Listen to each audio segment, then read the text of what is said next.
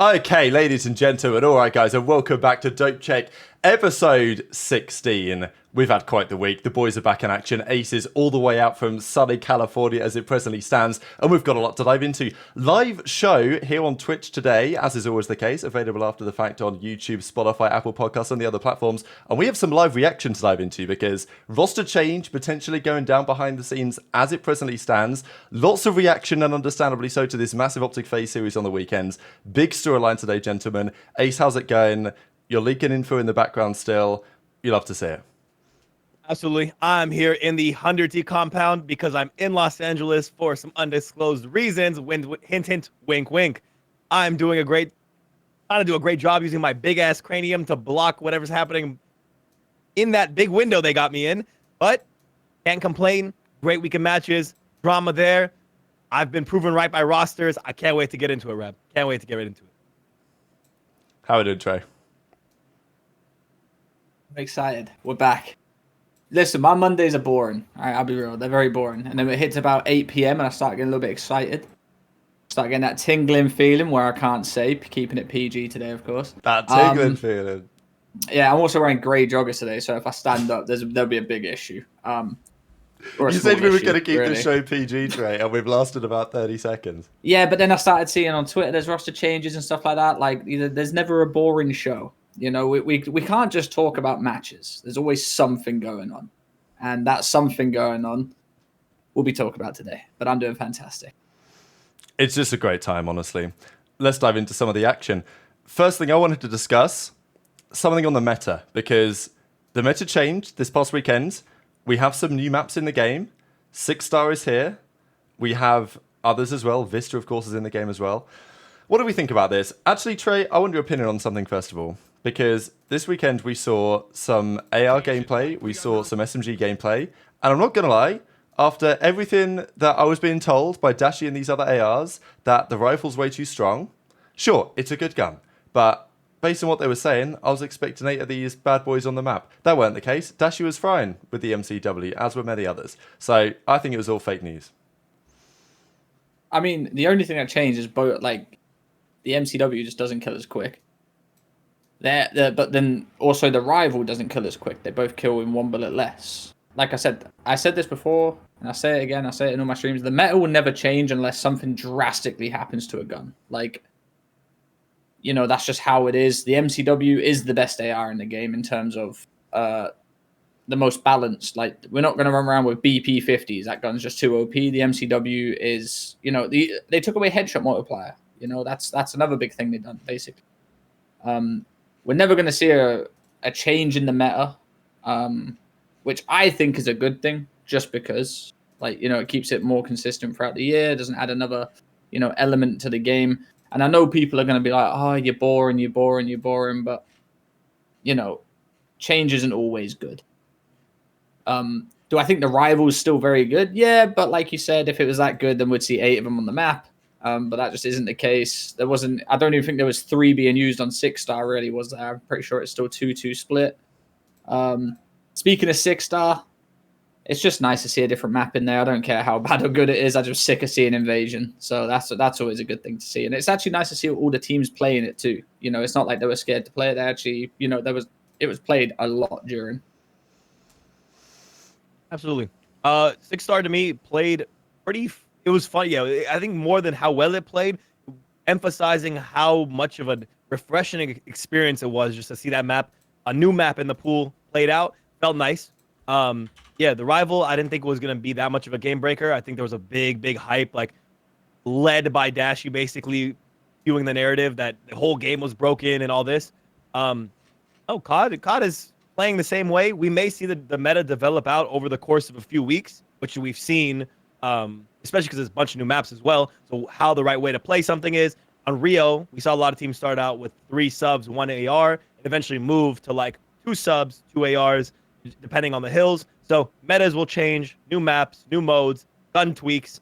I think we're just in the beginning to see exactly what is going to be the finalized gun meta for 6-star, for Vista. But nonetheless, I like seeing 6-star and Vista in the rotation. It was really nice to see something new finally this weekend.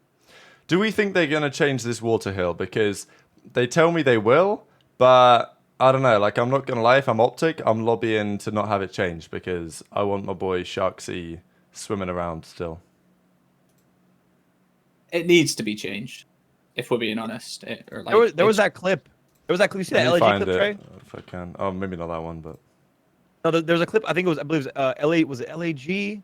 And it was someone under the water, maybe a diamond con, someone using the pistol, and then he like runs out. He like shoots 2 shots, goes back, reloads, turns around, kills one, turns back, and then like no one can shoot each other, and they're just contesting for an hour.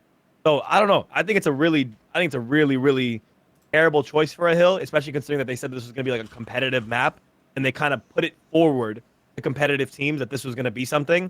Yeah, I don't know how you don't have the insight as a developer and someone who says this is gonna be competitive that a water hill is the polar opposite side of the spectrum, different than competitive. I mean, we are talking about the same developers that bring back 16 maps from 2009, right? You make a point. You make a point there.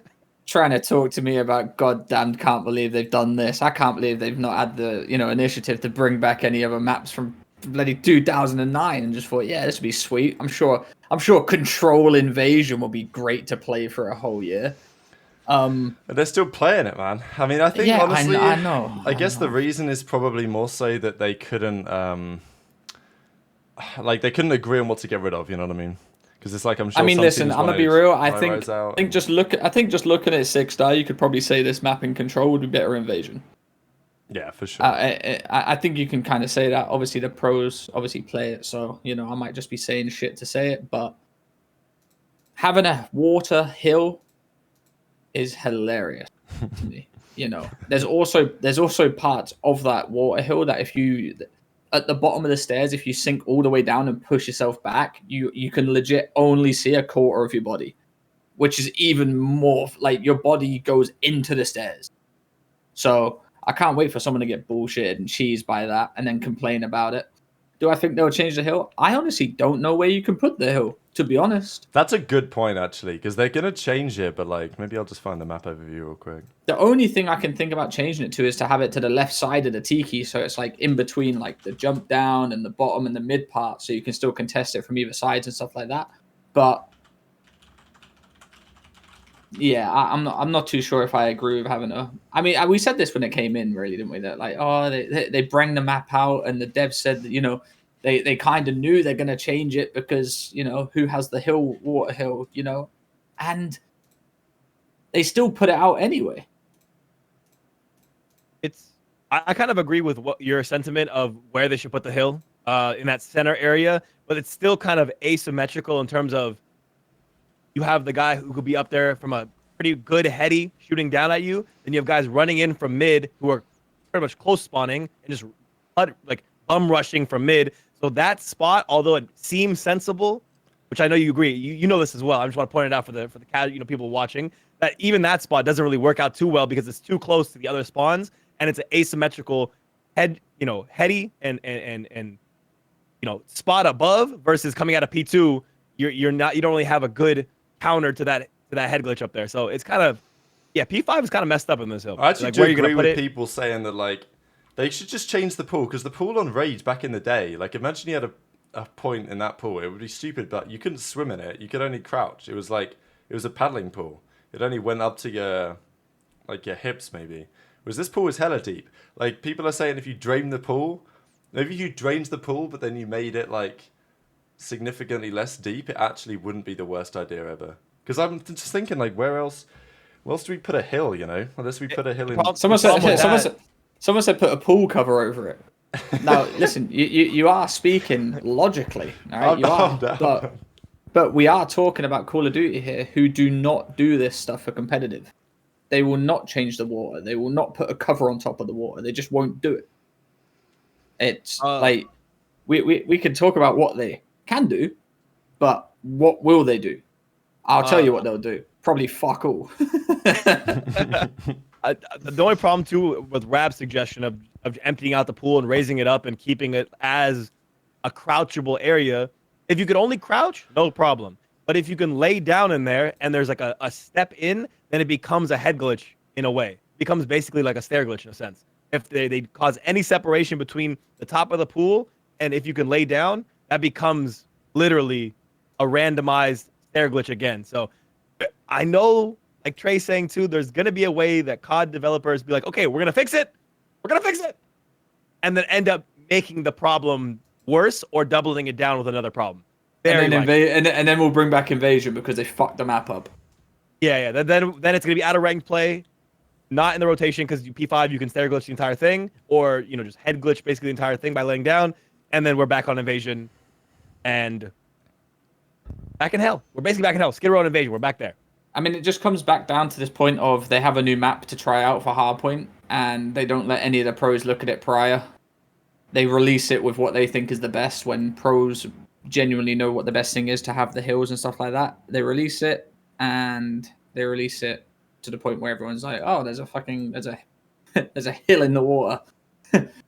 Like, who let this fly? And the dev's just sat there hiding in the back of his hoodie and balaclava on, saying, "What be?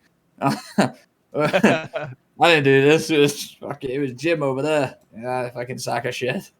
Just to address some people in chat saying, water does not add a skill gap. Having your gun up, L triggering, shooting better, and positioning is the skill gap, not who can out cheese the person around the corner in the hill. That doesn't make any sense. So please stop saying it's a skill gap. It is absolutely 0% a skill gap.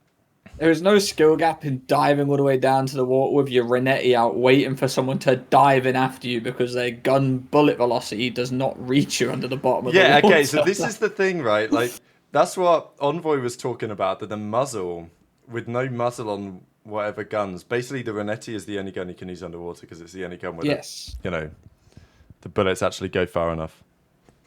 I don't think you guys understand that if you just lay in the water and someone dives in, you're going to kill him for free, and there's no skill in that whatsoever. The only skill to that is rotating, but there's no skill in deep diving in the water and holding your breath for 30 seconds. All right, I think it's time we dive into some of the drama on the peak player stuff. What do we think about this shit, okay? Because Friday night, they did the flank episode because the matches were absolute dog shit, and they decided to talk about which players were the best ever.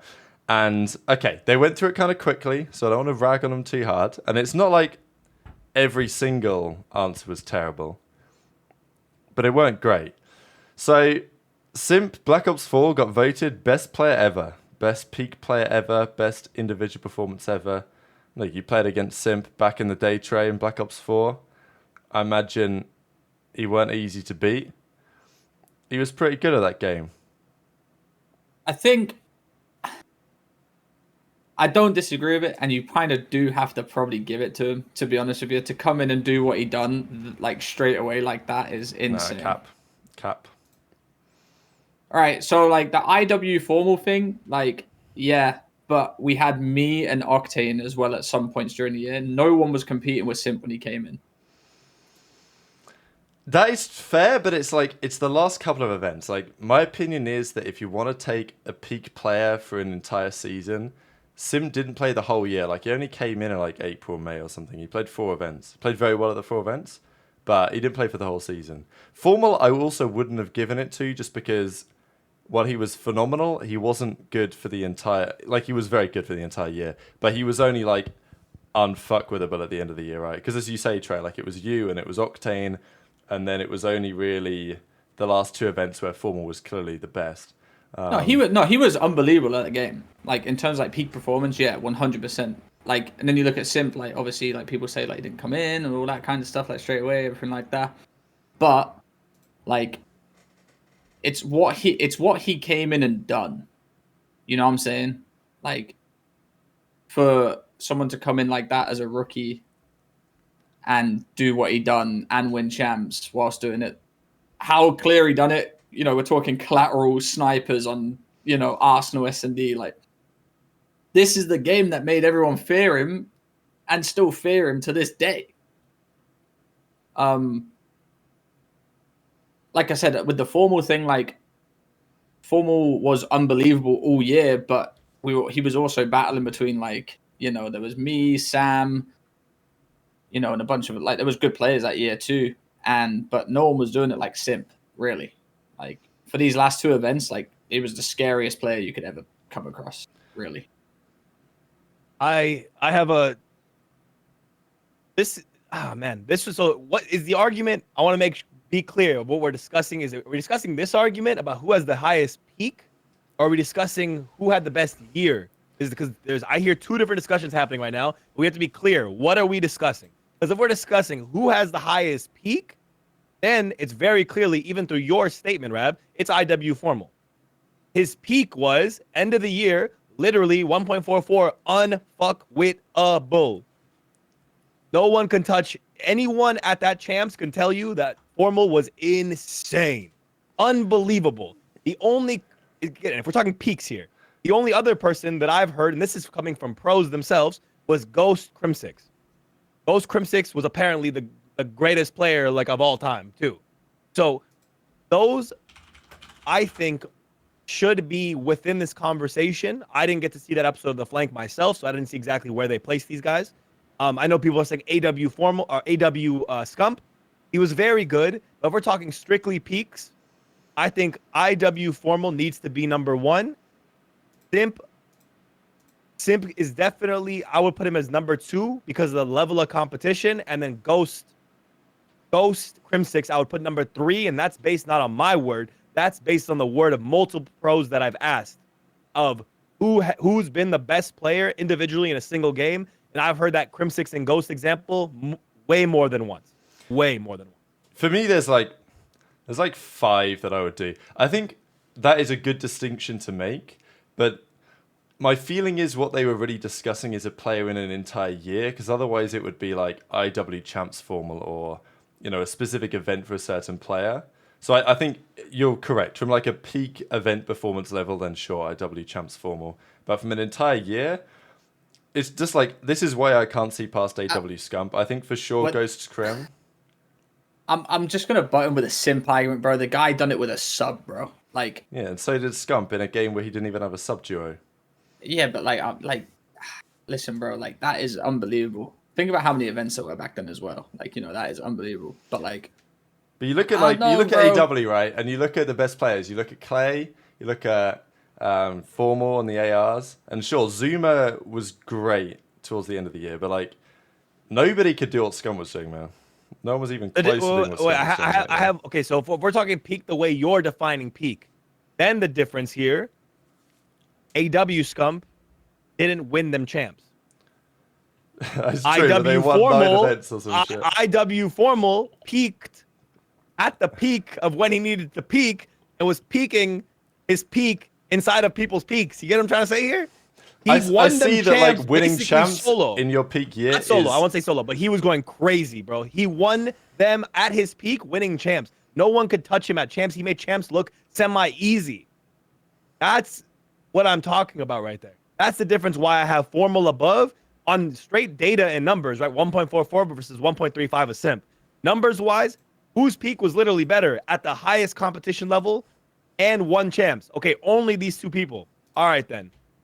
Now let's define them at these events. What do we think about Simp from Cold War?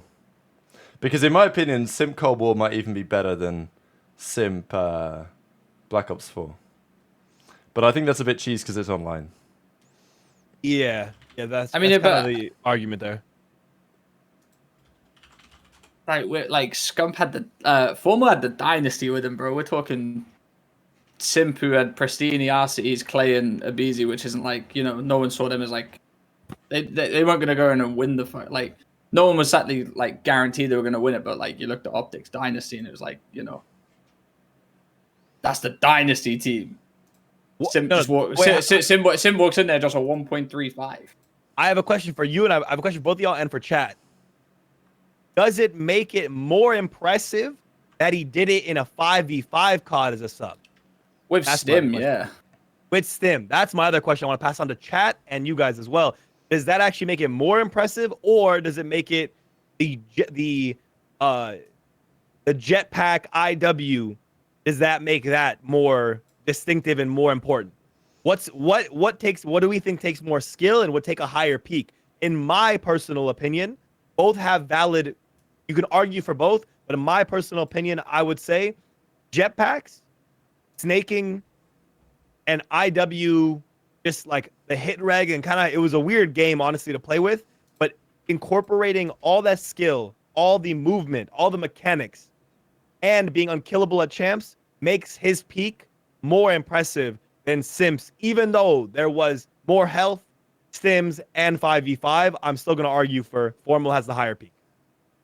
I just said Formal was spawn trapping JCap in finals. Yeah, okay, so this is the other point that I actually want to address on this, is like, because sometimes I feel like I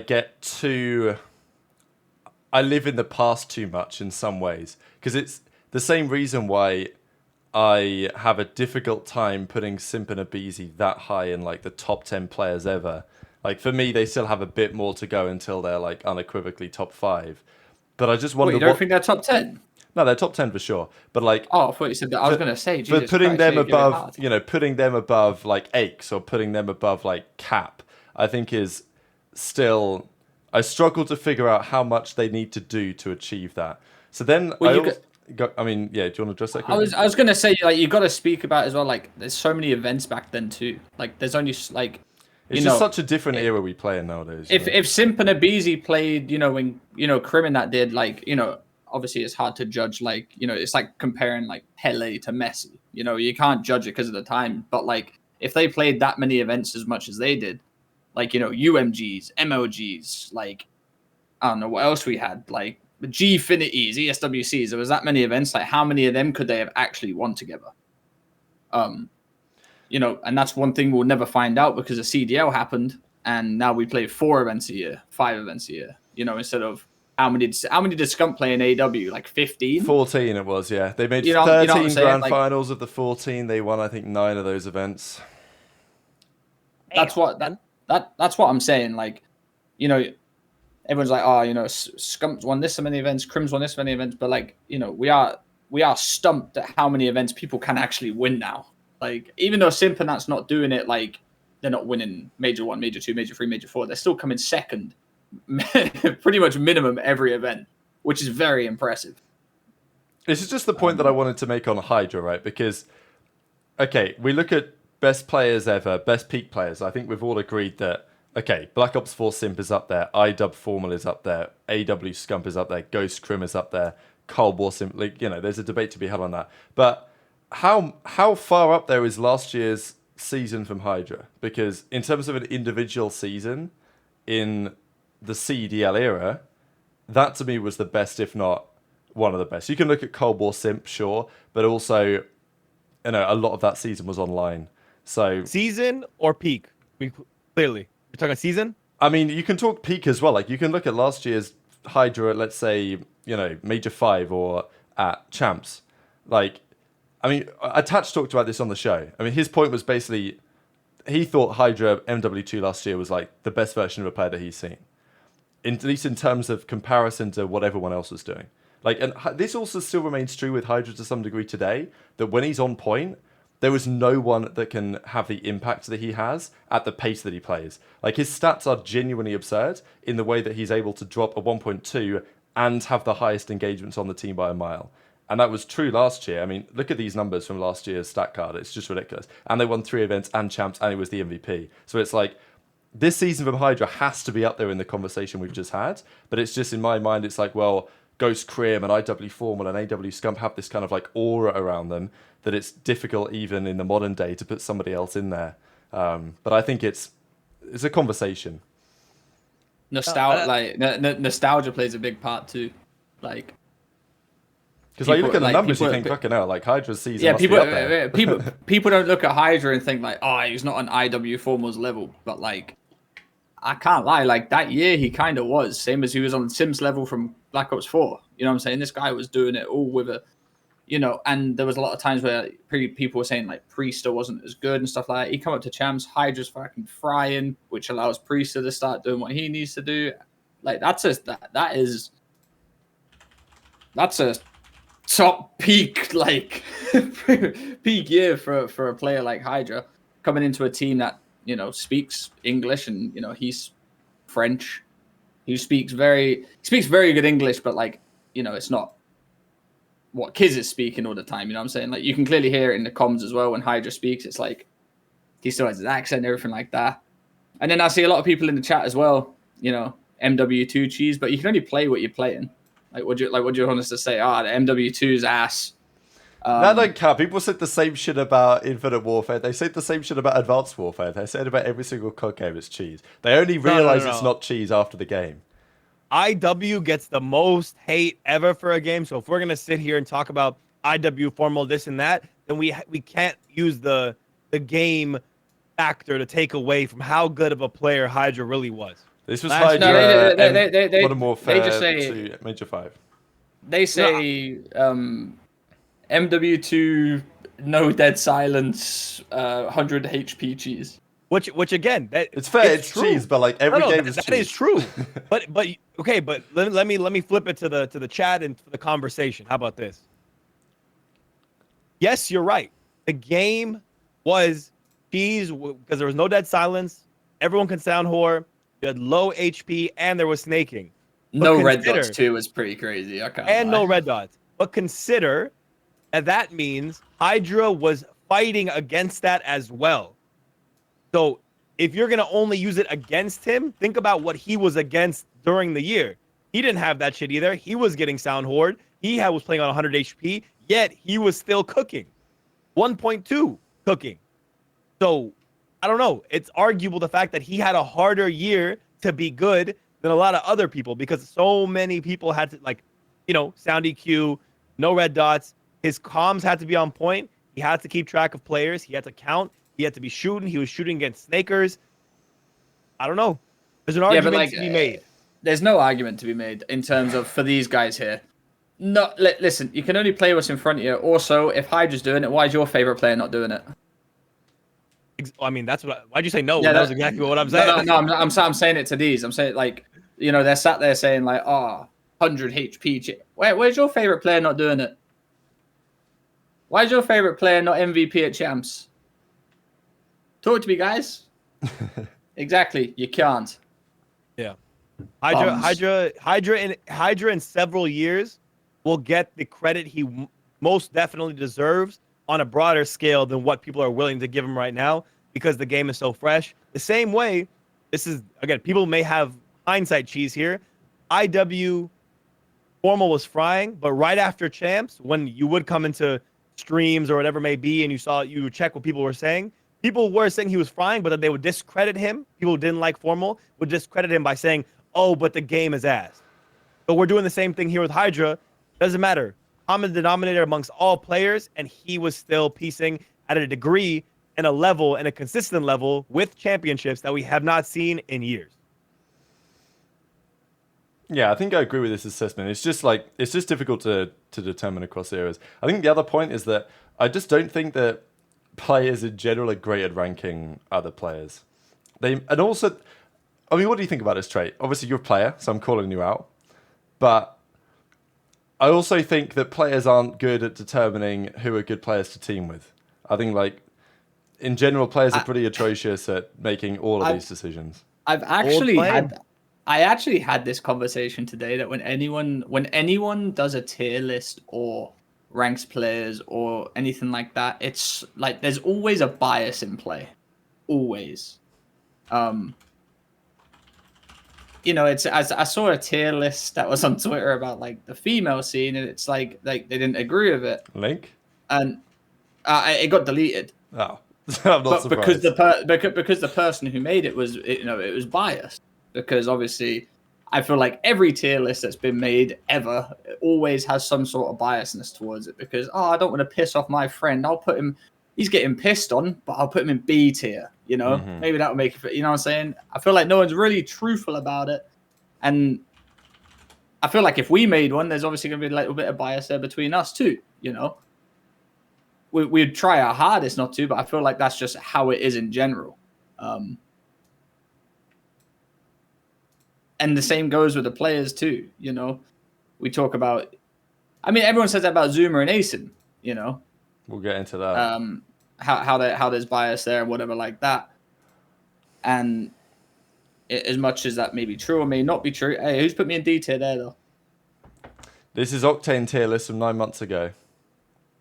Octane did that, bro. Octane did that to you. Holy fuck. See, that's my boy too. He's no longer. Oh my boy god! anymore. Wow, you actually are in there. Wow. He's cooking Look your at ass, you bro. next to Paul X, Arcetis, and Major Maniac. That's tough, Trey. If I see Sam walking around the facility, I'll get him for you. Don't worry. You're looking skinny though. You're looking good. Yeah, I think I was getting absolutely fried. Listen, I'm just gonna say MW2 don't count. 100 HP cheese and Sanduku cheese with no red dots. Just letting you know. If we're doing this for Hydra, we're doing this for me. All right, like, let's just say that. Right. I didn't even mean to do that to you. Unlucky. No, you did. You Mid combo as well. The funny thing is, yeah, I've got it on my other monitor, yeah, and I could just see my skinny rat ass just in the bottom of D there, and I just instantly knew it was me.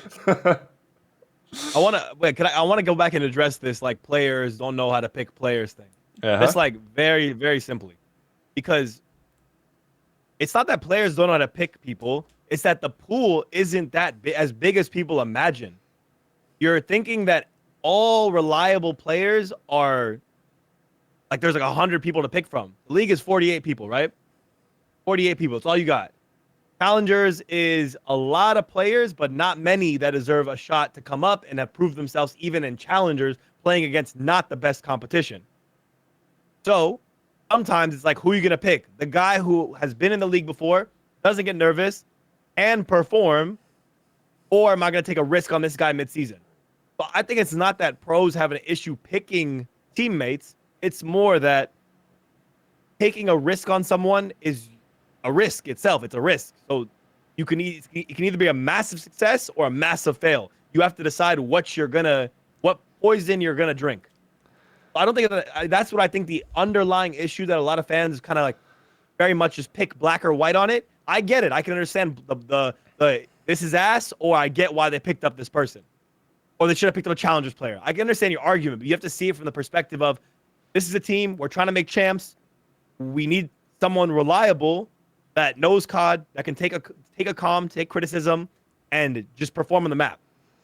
And that is why you see a lot of players recycled in and out of the league versus maybe your favorite challengers player not getting a shot.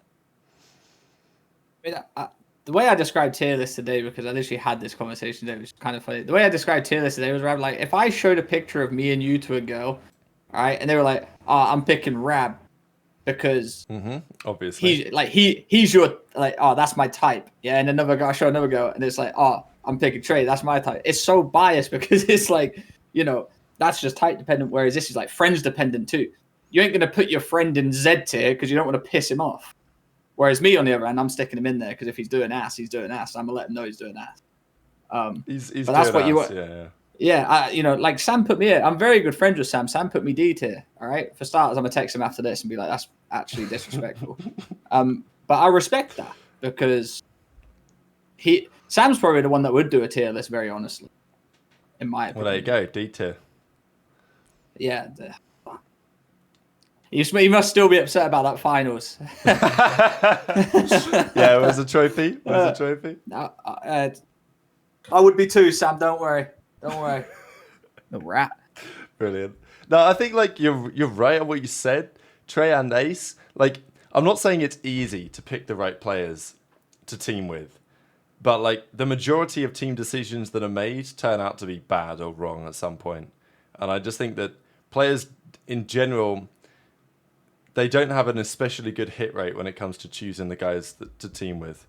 And that's probably to be expected, but we're getting to a point in the league where so many teams are only willing to pay the bare minimum, to the point where challengers players are opting not to play on pretty much 50% of league teams because the pay is literally better to play challengers and do well in challengers than it is take the risk on a team and ruin your rep. Think about how insane that is. That's like a G League player in the NBA saying, "Nah, I don't want to be on the Hornets. I make more money down here." That's the situation we're in. Why do I feel like that's so capped though? What? It's definitely not capped.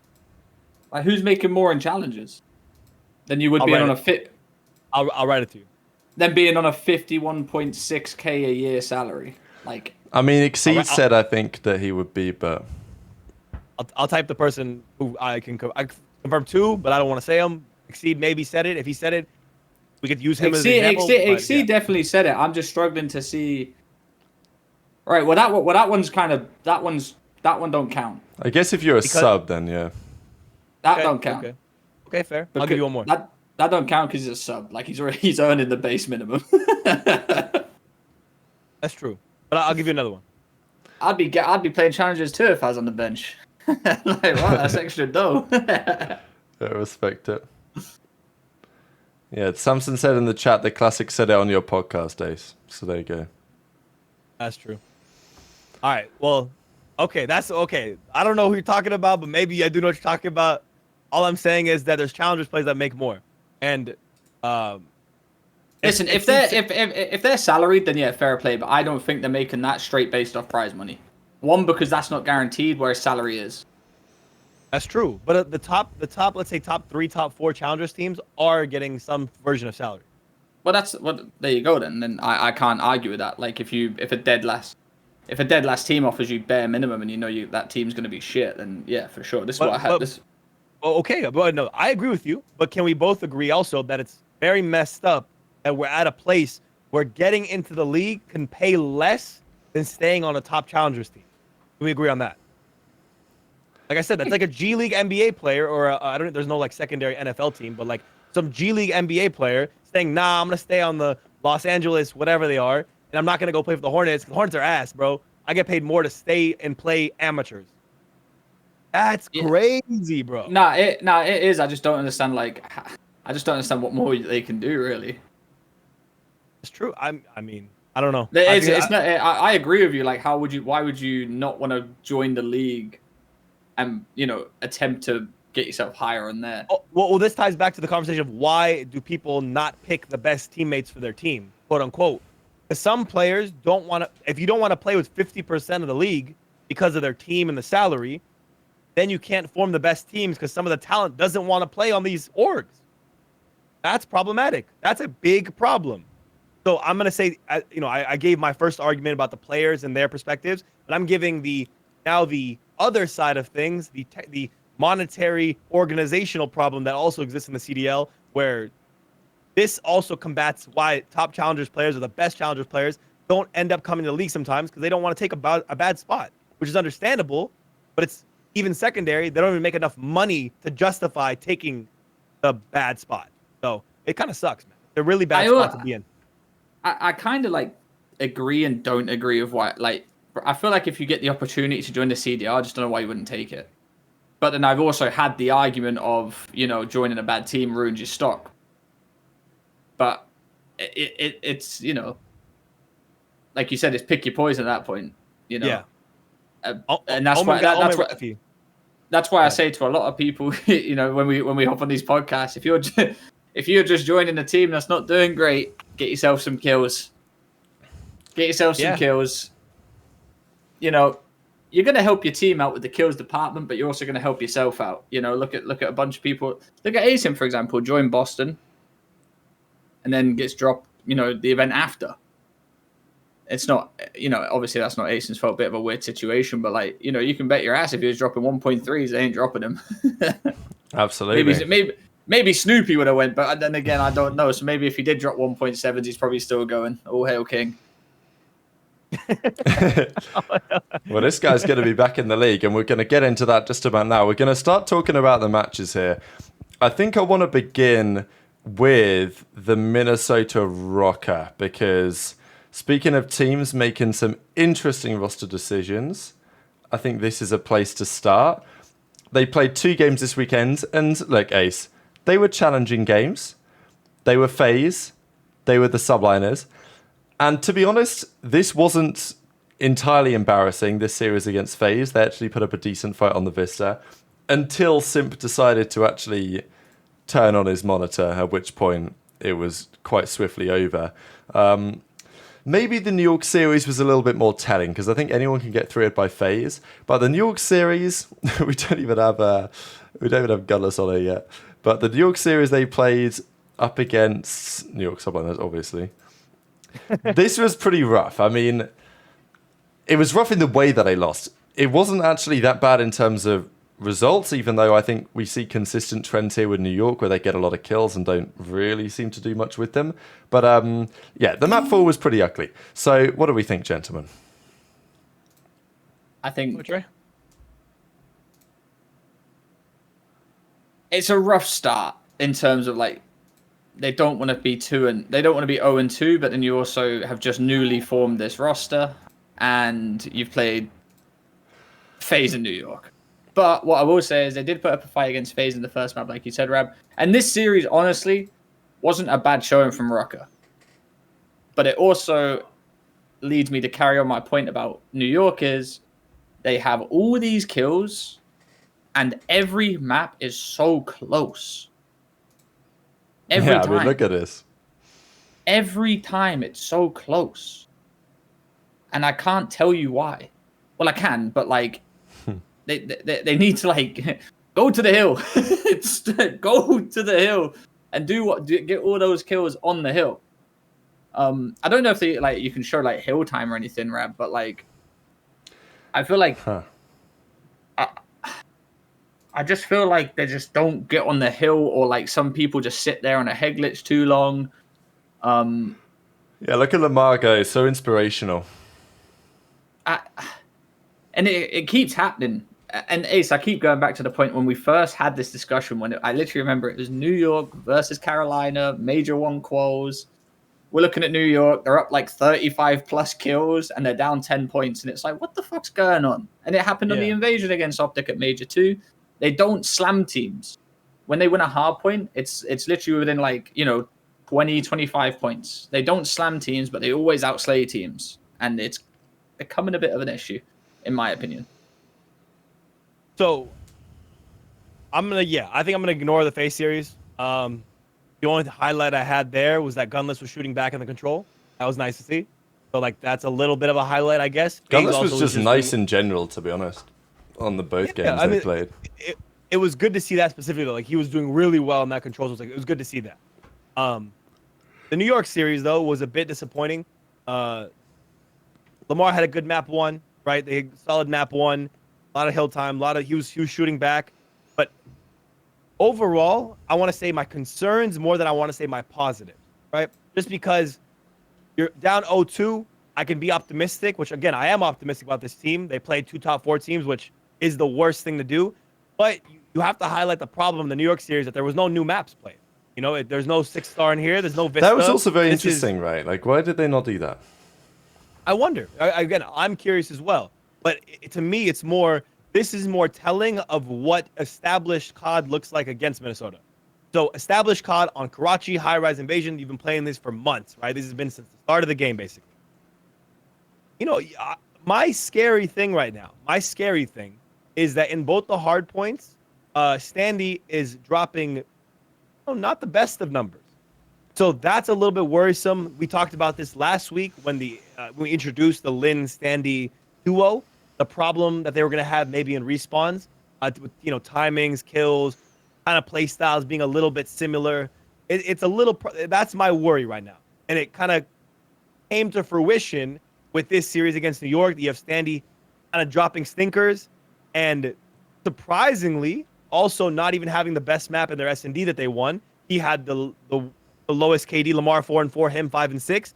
So Standy in the control also 0.69. Overall series for Standy, not great. And that, to me, is the one concern and takeaway I can have from this. The maps were relatively close and competitive, so it's not the end of the world. But the sub-duo, Lins and Standy, need to get it together, figure out the pacing, because otherwise it's going to become a problem week by week. I'm confused by the logic in getting rid of Vivid for Standy, personally. It's like, this is one of those decisions that I think is just, look, I don't know how involved Lamar was in this decision-making process, but picking up Standy for Vivid, I'm going to need to see a lot of evidence to prove this was the correct call, because, again, I wouldn't say it's quite friendship cheese, but it's more so just, like, previous teammate cheese. Like, I don't understand how this team makes sense. Standy is a slow player.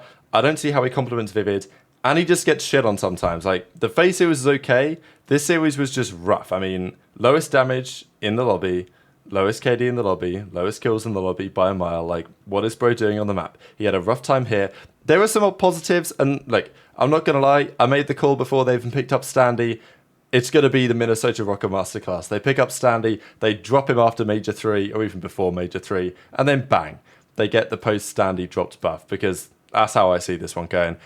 I was impressed by Gunners. I think another question I have is like how this works from the in-game leadership perspective, because Gunners is a vocal guy, and obviously so is Accuracy, and I don't think there are too many difficulties there. But like, what do you think about this, Trey? When you've got two very vocal AR players, two far less vocal SMG players, how do you manage that? You know, because if Gunners can slay and be the leader, then does that not call into question Accuracy's place on the team to some extent? No, I think Pierce just goes in there. I think if you join an Accuracy team, you know where you stand. You know, it's Lamar's got the comms. Lamar's going to run it, but obviously it's not like a dictatorship. You know, Gunless ain't going to go in there and just shut his mouth. They're going to go back and forth, whatever like that, and figure out what the best way to do it in scrims is. And I don't think having too many voices on a team is a bad thing. I just think it's the way it's said and the way it's portrayed towards how people react to it. I think everyone has a bad taste in their mouth about how Gunless was on, Chicago when he first started and stuff like that. He's nothing like that now. Even speaking to him as a person, like you can tell he's changed a lot. I think Gunless in this team will be very good, especially team with Lamar. Like you said, I don't know about Standy. They just, in my opinion, they needed to make a two-man change. I just don't know if Vivid for Standy was the right one, but it's early days. There's got to be a reason why Vivid keeps getting dropped as well. Like, it must be like out of game friction. I don't know. Like, it just keeps happening. He's a good player, but it's like there's got to be a reason why you make that kind of a move. I feel like he doesn't fight for his spot. So he's just, I'm getting, fuck it, I'll go. Because he seems to me like, well, I know him, like, he's the nicest kid on the planet. He's not out a game, like, cussing out Lamar or anything that I know of. Ace might know. Ace might know that he scrapped him or something like outside of the apartment or something like that. Fuck? That's why he's fled to LA. Fled. Yeah, I know, but like I said, Vivid also wasn't having a good year in that aspect. He also wasn't frying. It's not like it was an unjustified drop. I just don't know if Standy was the right call, but we'll figure that out. In these matches, like you said, FaZe subliners awful start, but we'll have to see where they end up with the next few matches that they play, and if it's continuing a trend, then obviously it might it might look like we haven't got time. It might be another change before Major 3. Yeah, this AR duo, I think, during these series was okay. Like, again, getting fried against Celium, getting fried against FaZe, your first series on, back together with a new team. That's not shocking. I think that's one where they just kind of were like, yeah, it is what it is. We played FaZe, 3-0, let's brush it off and keep going. The New York one, I think that one's going to sting a little more. And again, my biggest thing is just the sub duo needs to figure it out as fast as possible, or else that's going to be the thing that's like the bane of their existence and is going to be the crutch on their back going into this stage where if this is kind of the make or break moment for them. They are comfortable. They've been comfortable in that now they're in the fifth or sixth spot. They got pushed down one by Legion. So, if you keep losing matches, you go 0-8 or was it 1-8? Yeah, they went 0-8, didn't they? 0-8. So if you go again like that, you're going to be out of champs contention. So you got to get it together quickly. You have a little lead right now at 6th, but only by 20 points. The league is as competitive as can be. Everyone's making changes that are working. You got to step it up fast. That's all I got to say. You got to step it up very fast. 1-6, my bad. I think we need to talk about Lins too.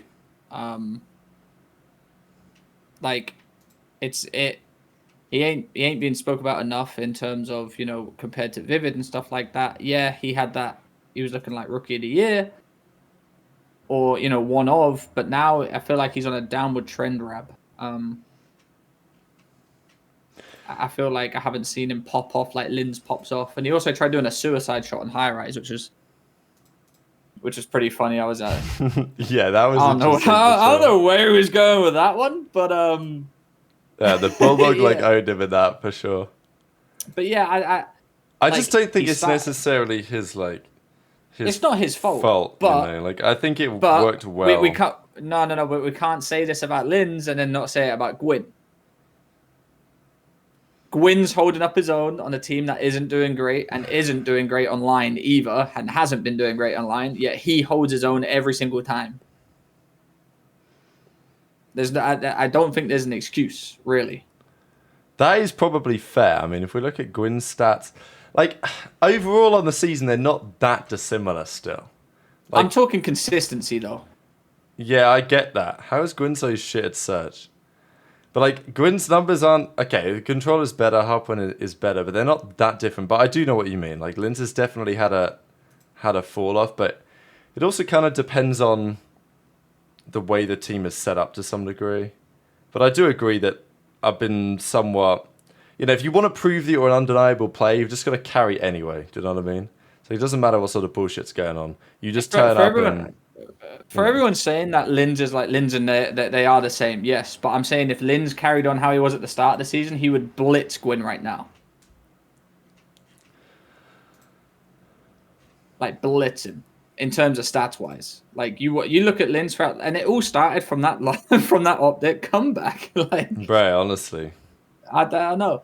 Like Linz's stats are crazy. Like, but I'm just saying, like as an actual player, like consistency wise, he's slowly falling down ever since Major 2 in that map.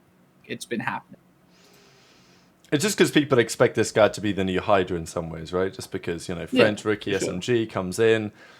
But, and it's not like Hydra was mesmerizingly good in his first year compared to how good he was in Vanguard and certainly MW2.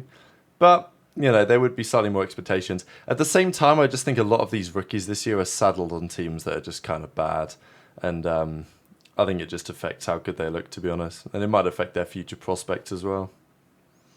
I think, like I said, I think Linz is doing fine. I'm just saying in general, like, if he carried on the way he was when everyone was talking about being Rookie of the Year, he would still be like that.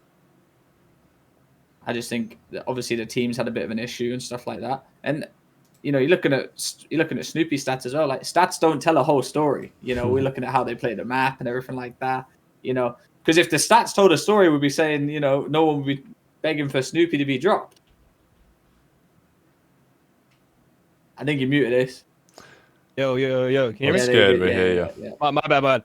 No, if stats were everything, 100%, Snoopy would be the uncontested player rookie of the year. It would be without question pretty much at that point. He would be the guy. But there's things that happen besides stats, and there's guys who drop really bad stats, 0.8s, 0.9s to the fans, that are doing a lot on the map and being very effective. So stats is not everything, and it's the hardest thing to try to get into a casual fan's head, is how stats don't actually matter most of the time. You honestly, I mean, this is arguable with Trey. Maybe you want to comment on it, but I think you'd rather have a guy who gives you a consistent 0.9 than a guy who would give you a 1.3 or a 0.6. Like, that kind of inconsistency. I feel like you'd probably rather have a guy who would just give you a 0.9 pretty much all the time, rather than a guy who would give you such shit or so high. Yeah, I mean, because you could slam a team 3-0 and that guy that's like, in between the 0.7 or the 1.3, he's dropping a 1.3 and then you lose 3-0 and he's on a 0.7. It's like, fuck, like, where's there needs to be consistency. And that's why I say that about Lamar. Lamar is a consistent, he's a 0.99 or a 1.01. It's consistently there. Yeah, I'm taking consistency, especially how you look at Purge as well. We'll speak about Purge, what's happening with him. But Purge is either 0.9, decent hill time, or 0.6, and that can't fly. And there's a reason that Purge might not be on the team, Rab. Yeah, I mean, let's get into that in just a second. I quickly wanted to touch on Guerrillas just because I don't understand how these guys are so dog shit online compared to how good they are on LAN. Like, they're at least respectable on LAN, but they come in online and just get piss slammed both teams they played, they lost to a Vegas team, emphatically, I'm not going to lie. And then Guerrillas got slammed by Toronto as well, the first game they played of the weekend. The thing that confuses me about this roster, to be honest, is the whole substitute angle. Because people say, and I get this, they don't have enough money to pay for anyone, so they can't make a roster change. And it's not like they're going to be coming out here signing Slash or anything anytime soon. And that's fair enough. But they do literally have a substitute on the bench. And I just don't understand why. Here they are saying happy birthday to Flames, their sub, Estriel's duo, and yet they still ain't tried it. I'm like, are we serious right now? Look, maybe Flames isn't Gwyn, but I didn't understand it last year when Surge wouldn't sub in Gwyn. And I don't understand it this year why they won't sub in Flames to this team. It just seems so obvious. I mean, you're paying a guy a salary. We've got to talk about Assault. I don't give a fuck what the roles are on the team. That's a 1 KD, brother. 47 and 47. You fried. Yeah. Yeah, we got to talk about him because go to the Vegas series. Yeah. Yeah, go to the Vegas series. Because He's dropping numbers, baby. Oh. Not the Listen, best. Control. this shit ain't gonna fly no more. It's Flames' birthday. Give him one match. Give him a birthday present. One match. I'm begging you. Because, listen, we know Assault, we know the teams can't change. They're not, like you said, they're not picking up a slasher, but they have a sub player. Assault's been dropping stinkers. You got to give it a run. You have to. I don't care what planet you're on. I don't know what the coaches are doing. I know. Come on, they're my UK brothers over there. Come on.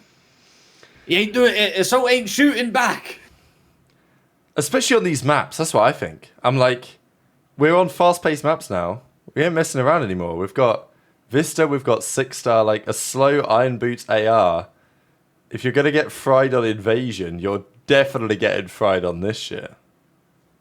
See, but then the weird part about this is that against Toronto, he has the highest KD in the team. 1.0. Yeah, there's a 1.0. Like, it's not like he was putting the team on his back. They've all got 3. No, I mean, everyone else is below a 0.9, but he's a 1.0. It's just kind of weird how Assault shows up. Again, this is what I'm talking about. The player who's not consistently bad and then randomly will be consistently good. That randomness is a problem. It's a problem of play style. It's a problem of consistency. When you wake up and you sit down to play COD, do track, play basketball, whatever it is on a team sport, and the guy next to you, you don't know that day whether he's going to give you 5 or 40, that's problematic. And that's where I think Adam Assault's biggest problem is that on LAN, he'll give you something. Online against good teams, maybe he'll give you something. But against shitter teams, he's giving you a 0.6 out of nowhere. Actually, no, he's giving you a 0.6 pretty consistently against bad teams. But then he'll randomly show up against a good team.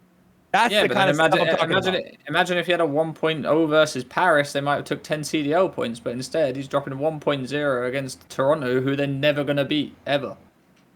And see, that's the logic, man. You see, Trey spitting logic. And that's all I'm asking. That's all I'm talking about. Just straight logical COD. They ain't getting 10 points versus goddamn Toronto. You need to show up against Paris, please. Vegas, whatever the fucking code these they are, no? Get you. Where's the Paris coin gone? Exactly. It's now the LAG coin. Yeah, honestly, is online, the LAG coin. Online, that free 10 points. Online, it's the LAG coin. Like, actually. I mean, they literally got 3-0'd by Surge last stage, which might be an unforgivable crime as far as I'm concerned. So, that was the old Surge. Listen, this series that you have up right now, Rab, this is a tippable regain, kind of, from Vegas. You've got to respect it a bit. Like, yeah, like, so this is when we're going to dive into this this Vegas news that dropped this evening on Asim potentially coming into this lineup. Seems like it's probably a done deal. I think it's a done deal. I saw someone saying earlier in the chat that Purge is scrimming in challenges right now. Yeah, apparently he's basically on FaZe Black already. Like, it's a lock deal. But it seemed to be, this map 1 seemed to be the dagger. And we've talked about Purge before, obviously. And it was interesting for this series because I thought, you know what, Thieves, they're bringing in Joe Deceives. How's he going to fare? Faring very well, apparently. You obviously have also the inside information, Ace, on what's happening behind the scenes in the camp. We heard that you'd bumped into, I walked in, and the facility. I got a tour before the show. I go into the COD section, and Ghosty and Joe Deceives are sitting playing S&D before scrims together. I thought You you were about to say smoking a bong. You gotta chill out. You gotta love it. You gotta love it. And I will say this. Hey, hasn't someone on this show been saying, take a guy to challengers, let him fry, get some confidence, and then come back into the league, and then what happens? He'll fry because he's confident and knows he can shoot again. Joe Deceives went down, was the second best KD and pretty much the best sub in the entire challengers scene for a whole stage. Comes in, delivers. I don't know. Maybe I'm just looking out for Snoopy, man. Maybe I just want the best for the kid. I don't know, guys. Maybe this that's all guy I want. knows ball after all. I'm not sure I fully buy it, just because of the team that he went down to challenges on might be a bit different if the same was true. I'm not buying it after one match in the CDL. That's also true. We played one match in. Joe Deceives is back at a 1.3 against Purge too. Yeah, we're going to see if this is maintainable. But I will say, fair play to Thieves. I was impressed by them this series. I mean, who can't be when you 50-point club a team? That, by the way, is the first 50-point club in the CDL, I think, in about 3 years. 2-3 years it's been since we've had a 50-point club. There's been a few, but there's been like 4 or 5 50-point clubs ever, I'm pretty sure, in the CDL. And this is one of them. Probably done them all by the FaZe probably done them all. Yeah, Toronto Thieves was one. I mean, there's a couple of other in the 40s, maybe in the 30s, but this was rough, really impressive. Then they smoke him on the Rio, and then we get the Cheese Invasion control. The Vista was actually mental as well. Like Nero somehow nearly didn't win this game for his team. And I think it's just like this discrepancy is what became somewhat unacceptable, right? Because there was a time not that long ago when if Nero didn't show up, if Attach didn't show up, if Geo didn't show up, like at least one of them has to show up for them to win. But like if one of them didn't drop a 1.2, Purge would be there picking up the slack, dropping a 0.9, dropping a whatever. But that wasn't the case here. I mean, game one he had 7. And at some point, you've got to ask yourself the question, and we asked this question as well on the show, certainly I asked this question as to, what are you trying to achieve if you're Vegas, right? Like, are you trying to be the 5th best team? And if that is the goal, then unlucky because you ain't even the 5th best team, because both times you played Thieves, they're beating you, last stage and this stage, and you were top 8 at the major. So you're not even there, and if you really want to be a contender, first of all, you've got to fix your bloody S&D, because it's atrocious watching them lose all these Game 5s this year. They're actually respectable in the respawns. But their search has to be better in the same way that Ravens need to improve their search. Absolutely Legion need to improve their search. How are they going to achieve that? Well, maybe this is the way to go. And I think, honestly, fair play to Vegas, because for all that we said, and I still stood by until certain players came on the market, the idea that there was no clear player out there that could upgrade from Purge on a guaranteed level. But I do feel like after the Boston changes, with the availability of guys like Vivid and certainly guys like Asim, then that prospect becomes all the more attractive. So yeah, sources telling us today, this is now seemingly a locked in done deal, that Purge is gone, Asim is in to the Las Vegas Legion from this moment forwards. What do we think, Ace? W move. I've been calling this out. This guy Purge, respect to him for holding up his spot and having a good enough stage, last one, to get Legion out of the gutter and into this 5th place spot. Congrats to him. He did well. I think he needs to go to the challengers, get his consistency, play a little bit more COD. There's pros. Again, the competition in challengers is not like the past, where you're playing against pro players who are well-versed, calculated, and will challenge you immensely, will challenge your skill and your COD knowledge immensely. So I'm happy with what he's done, but I think this Asim pickup is one that makes Paris Legion a legitimate threat. With Asim, I think Legion now is a legitimate threat to the top 4 besides FaZe, I would think. I think now they're going to be competitive with OpTic, and I think they can probably take maps off of Toronto and New York. Your team is a lot more glued. Asim is a good role player. He's a person that comes in and can, fill the gaps, run the flank, do what you got to do. I like this pickup a lot. I think Paris is going to become much better with Asim, and you have someone who can randomly, right? He's consistent, but then can randomly give you a really good hardpoint map and push you ahead. Randomly give you a good search. Asim pickup for the dub, for the dub. Go on, Trey. Unless you want me to speak. No, I'll let you finish last because I know you got something to say. Right, my point about this is, Paris should have made this change before they played any CDL matches, in my opinion. If we had this discussion, if Asim's on the market for free, this is your time to upgrade. And I think we can all agree, and I know I've been peeping at the chat. All right, Asim is an upgrade to Purge. Is it a significant upgrade? I don't know. Does he make the team better? Yes. How much better? I don't know. Because like I said, Asim doesn't come in and make teams, superstar teams. He's not simp, he just makes a team better. I'm not too sure where they stand in that aspect. We're gonna have to see how they play. But it makes a team better. I just don't know how much better. And that's what I'm going to have to see within the matches, and that's what you guys are going to have to see too. They could still be the exact same Paris, just with a more consistent player in Asim. Yeah, I don't disagree with this. I think Vegas were honestly looking kind of comfortable this week to qualify for Champs, and I still even believe that with Purge, they probably would have qualified for Champs. But I just don't think they felt they were going much further. Of course, the question always comes back to the friendship G's, right? Just because of the way this is handled. The fact that Asim, when he was gone from Boston, so much reaction by the flank boys.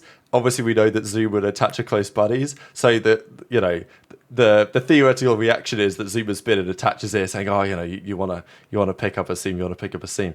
And is that the worst idea? No. I know that people have looked at maybe Vivid and bringing back the Vivid Nero combination. To me, that's a little bit too chaotic, and I personally wouldn't have done it. So I think they've made a valid decision in the circumstances.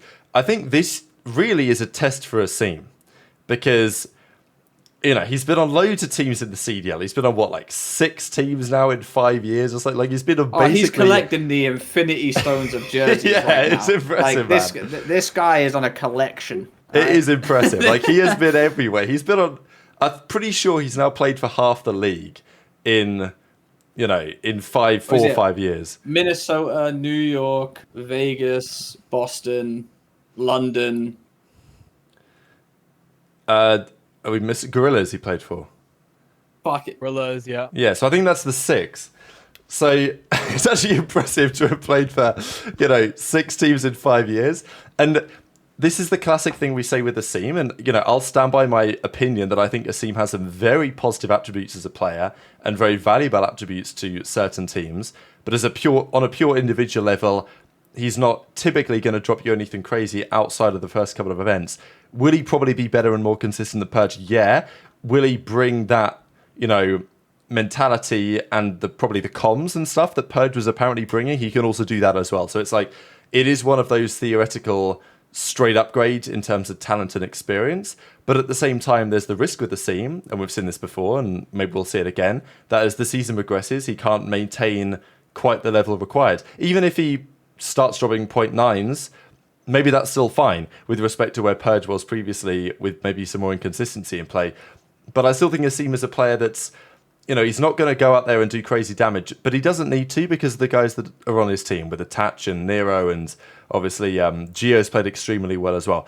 So I like the idea. I think that there are other options to consider. If I was making this decision and visas were no problem, I would have probably looked at Hixie. I think that would have made a fair bit of sense in terms of the 1-for-1. But given the options on the market, I think they've probably made the correct decision. And I'm just glad they made the move, because I was concerned that Vegas wouldn't do anything. But I just don't see it doing much. I don't think this magically fixes their Game 5 woes, because he was on Boston and they were still shit at Game 5s. So I don't really think it solves their problems necessarily, but it makes them a bit better. I think we can all agree that Asim probably got dropped unfairly on Boston, and he actually he deserves a spot in the CDL, like realistically. It's not like he's like, he's been dropped from these teams and was like, oh, how the fuck does he keep getting dropped? No, he actually got dropped unfairly this time, and he does deserve a spot in the league. And Paris, I feel like Paris is probably the best place for him to go, realistically. They're on an upward trend, or like a steady trend, should I say. And he could be the one to make him go up or down in terms of being a player that he is. Like you said, he has his inconsistencies where second half of the year he goes drastically down or, steadily down. But I think with Attach on the team and Geo, I think this team is actually going to be a dark horse and someone to be scared of. But this will just prove if Purge was the guy keeping them together or or the guy dragging them down. Very simply put, guys, I know the chat believes one thing, but they just, I don't know. I feel like Asim, because of the support he gets from the community, has become like a weird anti-hero, anti-villain. I don't know what to call him exactly. But let's go to the numbers here, right? Major 2, across the stage, Attach had a 1.2, Geo had a 1.05, Nero had a 1.1, Purge had a 0.95. Very clearly, the most underperforming player. Very clearly. So, you're replacing Purge with Asim, who over Major 2 had a 0.96. Oh, let's go, baby. That's the 0.01. No. We're winning champs. We're winning champs. But as we said on this show, and we've mentioned time and time again, stats aren't everything. It's gameplay. It's game time decisions, right? We saw Purge, pretty much ruin an S&D for them. We saw Nero do it too, but not as drastically bad as Purge's choice. We've seen Purge cost them respawn maps. We see them had that inconsistency we're talking about of random stinkers. Random series where he's dropping 0.6, 0.7s, and then random series where he's 1.1s, 1.2s. You just can't have that. I think. But Asim has done the same. Wait, let me finish. But Asim was also on a more struggling team in terms of kills. Asim did not have a 1.2, 1.05, and 1.1 running around him. Those are averages. Those are the average across the stage. That's an insane average for a team across the stage. That's competing with the top 4, which is why, again, it makes sense why they're number 5. Those kind of numbers are crazy. So I think Asim, in this kind of environment, where his teammates are shooting back, everyone's just certified shooters, is going to allow him to kind of free flow and be the guy that picks up the routes, picks up the flanks, is the X factor, the glue for the team that he does very well. This is his first team in a very long time that puts him in a comfortable role and lets Asim do the best thing for what Asim does. And again, I want to also analyze, go back to overall, Rab. Go back to overall. You can't go back to overall for Boston. His Slayer rating is 75.9. Purge's Slayer rating is a 68.8. You are right about that. That's good reading. That is good reading. Oh, I'm going to also just throw in there, his Slayer rating is on par. Asim's Slayer rating is on par with Geo's and Neuro's. Purge's is towards the bottom of the league. Bottom line, I think, before we go, because we can go in circles, I think, and Rab, I know you don't want to agree with it because you think it. Listen, this is an upgrade. It's an upgrade. I just don't know if it's a gassable upgrade to the point where it was like, yeah, they're going to be breaking top 4. We'll have to see what happens in the matches. But on paper, this isn't an upgrade where you look at it and go, yeah, they're going to win an event or they're going to contend against the best or something like that. You're going to have to see how they actually play.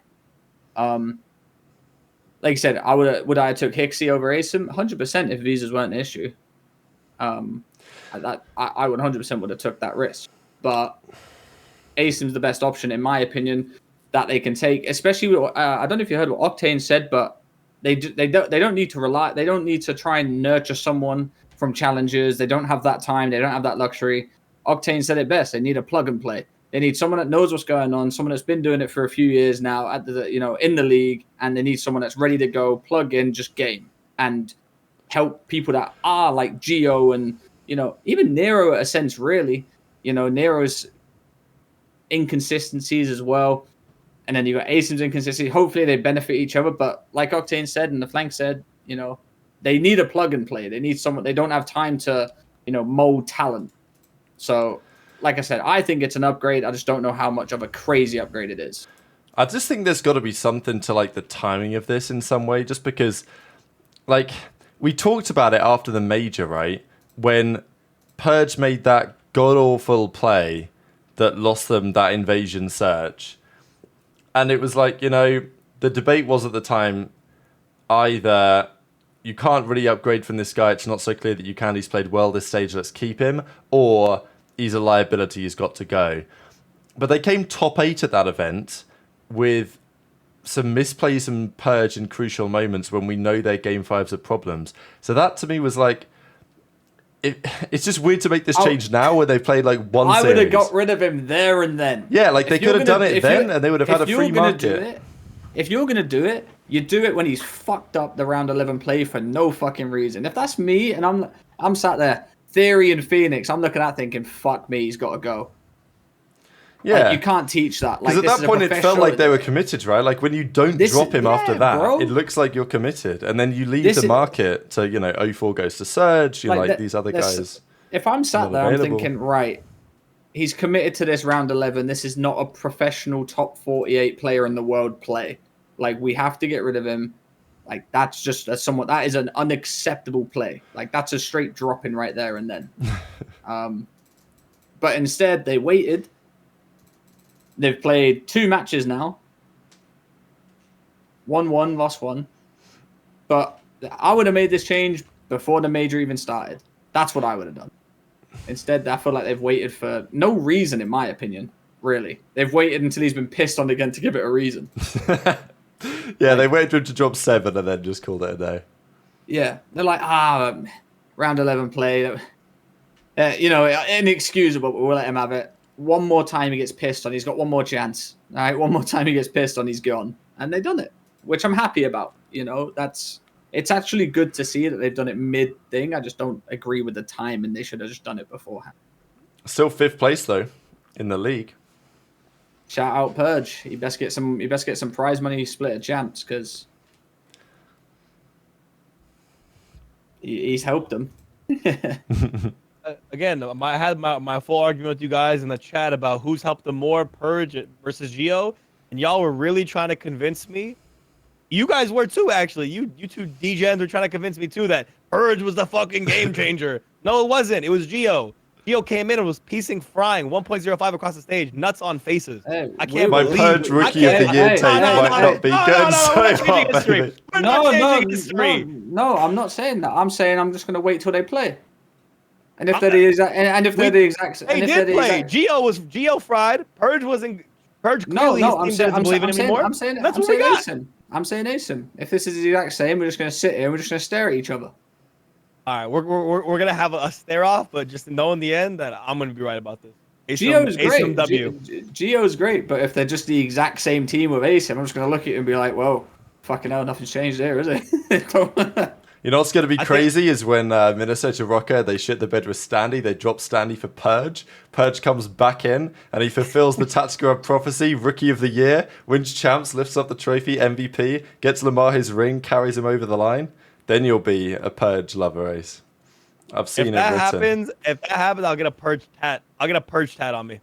I'll tell you what. Right now, you have me quoted right now. I'll get a tattoo of Purge on me wherever chat wants. Except my face, obviously. I'll do it wherever chat wants. I think Purge has been tainted, to be honest with you. I don't really see him getting picked up. This is the problem with Purge, bro. He's got a shit gamer tag. This is the issue with these guys. It's the same with Fire 40. Purge is kind of fire, though. No, but it sounds like a turd. You know what I mean? Like it has bad vibe. Purge has bad vibes as a gamer tag to me. Listen, I'm gonna say this while Ace is in it. Accuracy's got to be one of the worst names in the league. What the fuck? I never actually minded accuracy so bad, but I just think I think when you've got bad gamer tag, it doesn't help you because like Fire 40. It's just a comedy gamer tag. I don't know. Slacked was the worst. Slacked was the worst. Slack managed to stay in for a while. Maybe Purge is fire. Purge would be good. Purge would be good if he didn't spell it with a J and he spelled it Purge normally. Okay, would be hard. Okay, yeah. But he spelled it Purge J Nasim, and now we fuck with him. Now we have to do it. People say it on Fade of this, but I actually think it matters. Like, I think 540 would have a better chance of getting back in if he changed his name. Like it's got because Same with Wee Man. Yeah, exactly. Wee Man is the same shit. Like you ain't getting taken Bro, so seriously. Listen, if Wee Man had a hard gamer tag, he'd be on OpTic. Yeah, no, honestly, right? Like, how do you think it matters? If Wee Man had a harder gamer tag, I promise you, he'd be running alongside Shotzi right Yeah, now. Jimbo changes gamer tag. People calling him Purge J to Asim, Purge RX. Like, yeah, Kingdom Soldier knows what I'm talking about here. Gamer tag for sure matters. Like, it has a 100% relevance. matters. Also, speaking of gamer tags, I heard Dashy put me in top 3 gamer tags of. Really? Just when yeah. Well, I mean, I would have to agree. It's a pretty fucking goddamn good gamer tag. I mean, I was in the league for 10 years. Surely it matters, right, Rab? Absolutely. Yeah, no, I'm on board with that. Wait. We need I know there's a current poll, but after this poll, we need a poll. What's the better gamer tag, right? Is it 0 or is it classic? Because classic is hella hard. I'm not gonna lie. The best gamer tag of all time is Nameless. Not even close. Nameless, formal, classic. Those are all hard. Nameless is my favorite, I think. Yeah. Listen, but look at mine, bro. 0, but you take out the letter O and you replace it with the number 0. It don't get harder than that, bro. It's literally 0. Like, it don't get harder, bro. It's a brain. It messes with your brain. Exactly, bro. It's like when Drake says 6 and the G is and the S is a 6. It just goes hard, bro. Nah, listen, hold up. I've had a Red Bull. I'm tripping. I don't drink caffeine. Like. Oh, fuck with you. Oh man. All right. Well, what's next, bro? What's next? We got another team. We got to roast Boston Breach because we had a fun time on last week's show. Oh my god. Listen. Listen. I will say this. I apologize, Miami Heretics, because I was not familiar with your game.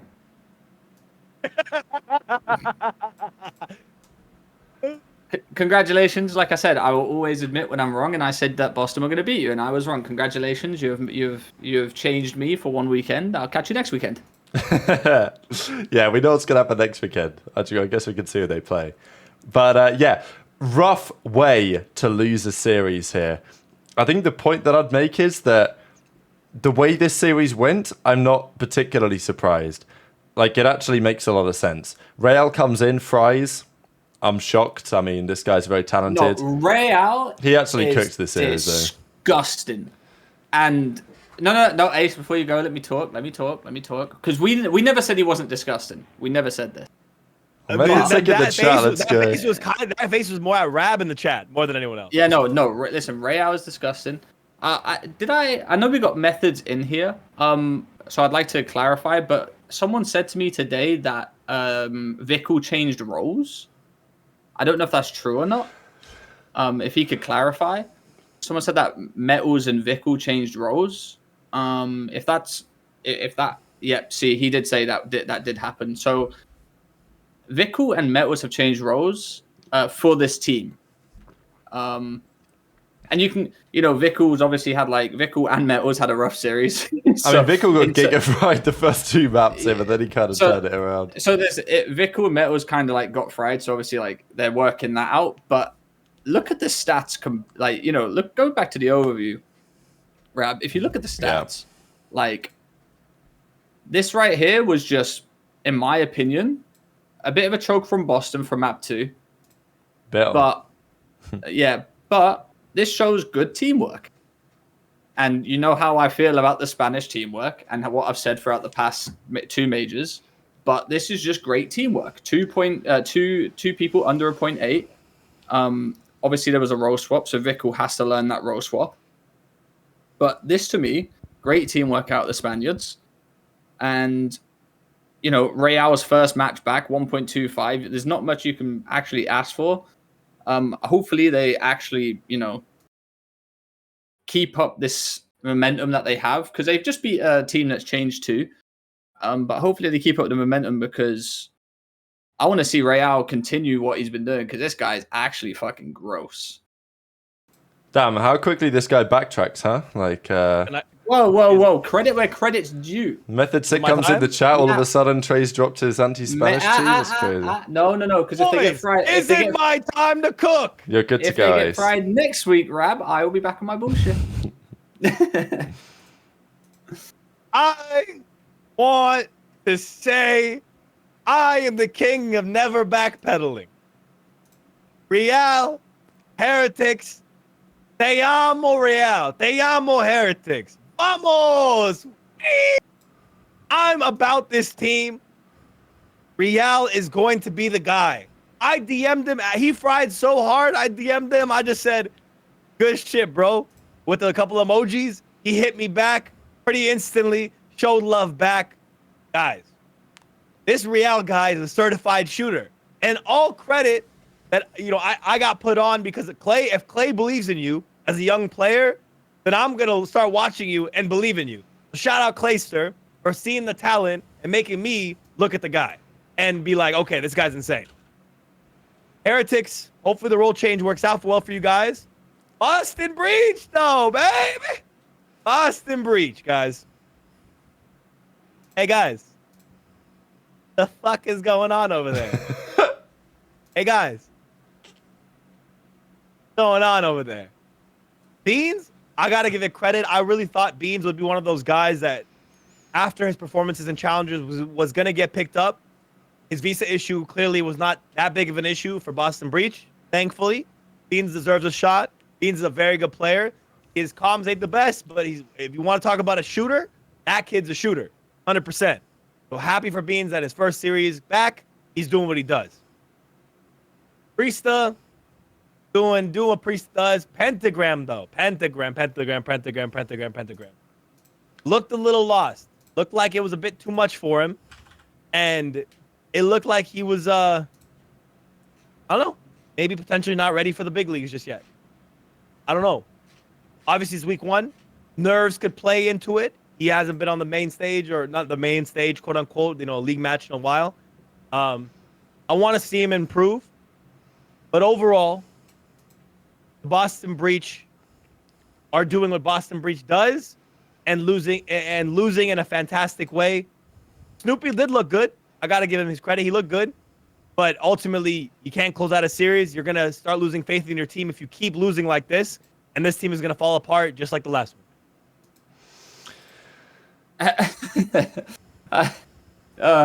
They got Doug standing behind Pentagram while he's playing. Arms on his chair. This is why you're here, buddy. This is why you sure Doug weren't playing on Pentagram setup during that series? No. We have GM, coach, owner, CEO, sub player, in-game leader.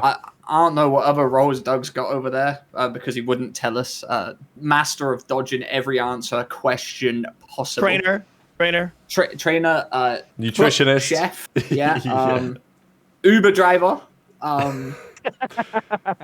doing everything for them. Yeah, I don't know. This was just one of those series. You kind of have to, you kind of have to give it one of those. It's their first match, everyone. It's their first match. We're gonna have to see how it progresses. But Beans, frying, Snoopy had a very good series. It just come down to that thing of the same thing with New York, Rab. A lot of kills, no W. No dog. That's the issue. Like, there's no, when they do the X-ray and it's like, does he have the dog? No dog. This is the issue when you have this team and you get rid of Slasher and Asim. Like, you lose that element. You go up 5-2 in a search. I will say this, Rab. Of course, there was tweets from Slasher and Asim. But, they weren't really winning either, I know. This is what I was going to say, actually. As much as I love Slasher, and it was a hilarious tweet, and it was absolutely worth tweeting as far as I'm concerned, they were also getting slammed. Like, I know that they lost this series to Miami. No. Nah, this is cheese, bro. These tweets were kind of cheese. They were funny, but at the same time, like, this one series does not prove that Boston have made a terrible decision. Not on its own. I don't think they've made a good decision overall, but I like some of the things they've done. I dislike other things, but I think you need a bit more time. I mean, you can't say categorically that this has been a failure after one Game 5 defeat, no matter how tragic it might have been. That's why I keep saying, like, with even with Heretics, for example, like, I will give them flowers for the win, but like, how, like, it just needs to be consistent for me to gas it. like if they consistently do well, I will 100% say they're good. It's not like I hate them. I just had my opinions of them because it was there, like in front of me to say. Like Boston, for example, Asim and Slasher weren't winning every fucking match with them, and they got dropped. It was the same. They were losing a lot too. As much as I love Slasher and Asim, like the proof's there for me to say as well. So, like the tweets are funny. They didn't, like I said, I don't think they deserve to be dropped, or Asim or something like that deserved to be dropped. They all had this, go watch that Flank episode if you want to hear the Boston drama. But I'm not going to judge any team changes off one match, 2 matches. That's what I won't do. It's pointless to say so. They choked map 2. If they don't choke map 2, is it a 3-0?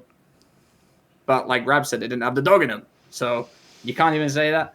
But I will judge next week's matches and the weekend matches after that. I won't judge the first weekend, especially like Pentagram's first match. Is it nerves? Is it Doug standing behind him? Is it Doug gassing him up too much? We'll find out next weekend. I just think you're relying so much on Priester to be that like leader, rock player on the team from a personality perspective. And I just don't know if he's that guy. Like, I don't know if he's been that guy on the teams that his rosters have had success with before. And I don't know if he's that guy here. And I think Beans has a bit of that going on, but yeah, it's like if you're going to collapse in this way online to Miami, then I have a major concern as to what happens when you're in a crucial game, map 5, to qualify for the World Championship. Because it ain't going to be easy for them to qualify for champs. Like, they might make a bit of a run. I think they probably will. But, there's going to be a crucial series they play at some point from now to the end of the season that goes game 5 and they really need to win. And I just don't see this team of 4 having what it takes to get over the line of those moments. Could you imagine? That's why I like these matches though, because you give me this match major 1, I'm like, whatever. But like these teams need to win. These matches are grueler matches, and like I said, I won't judge a team based on the first weekend, but you ain't got time, really. Thieves are starting to get wins. Ravens aren't terrible anymore. Miami have 80 points, all online, by the way, but 80 points. Boston are at 50. I mean, obviously it's not insurmountable. Nothing's insurmountable, but if you're any of these teams, you've got to be better than quite a few other teams. And you've got to be quite considerably better if you want to make a run, because getting top 4, it's like last season we might say, well, if a team can get a top 4 or a top 3, they can still make champs. This season it's like, well, probably the best you're getting is top 6. So realistically, you need to start getting some dubs online and pronto, or it ain't going to happen. I guess I can quickly look at who their next matchups are. What do you want to say, Ace? Anything? I just want to say that imagine people could make peace. We could stay friends. Every little thing is gonna be all right, right? And it could have been Slasher, Beans, Priesta, and Snoopy. It would have been life would have been great. It could have worked out. It would have been fantastic. But instead, this is gonna be a team of breakers. And Boston, I don't think is gonna do much of a difference, honestly. I'm not hating, and I promise I tell you I'm not hating. It's just based on seeing this week 1, losing like this, so heartbreaking. You have a guy now like Pentagram, who I think is going to play well, but is starting off slow. Snoopy has been giving you a lot of kills, but not getting the important ones. Priest has moments of inconsistency. I don't see them really making it out of the bottom 8, and it's going to be a struggle to make it back into the next major and make it to winner's bracket. I think there's a lot of problems within this team, the team structure, and I think behind the scenes there's a lot of, a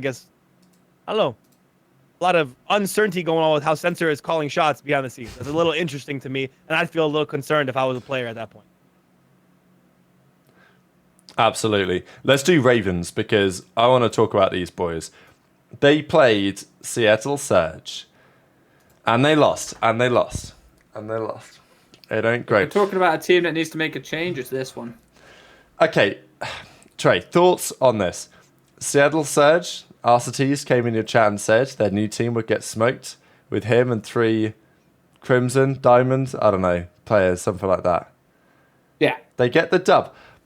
I'm not convinced that 0-4 is actually that good. He had a solid debut, but I will say, at least the team seems to want to kind of play with each other, and they brought a bit of energy. But I still like, I don't know, watching these maps, I'm like, man, these teams are pretty shit. I'm not going to lie.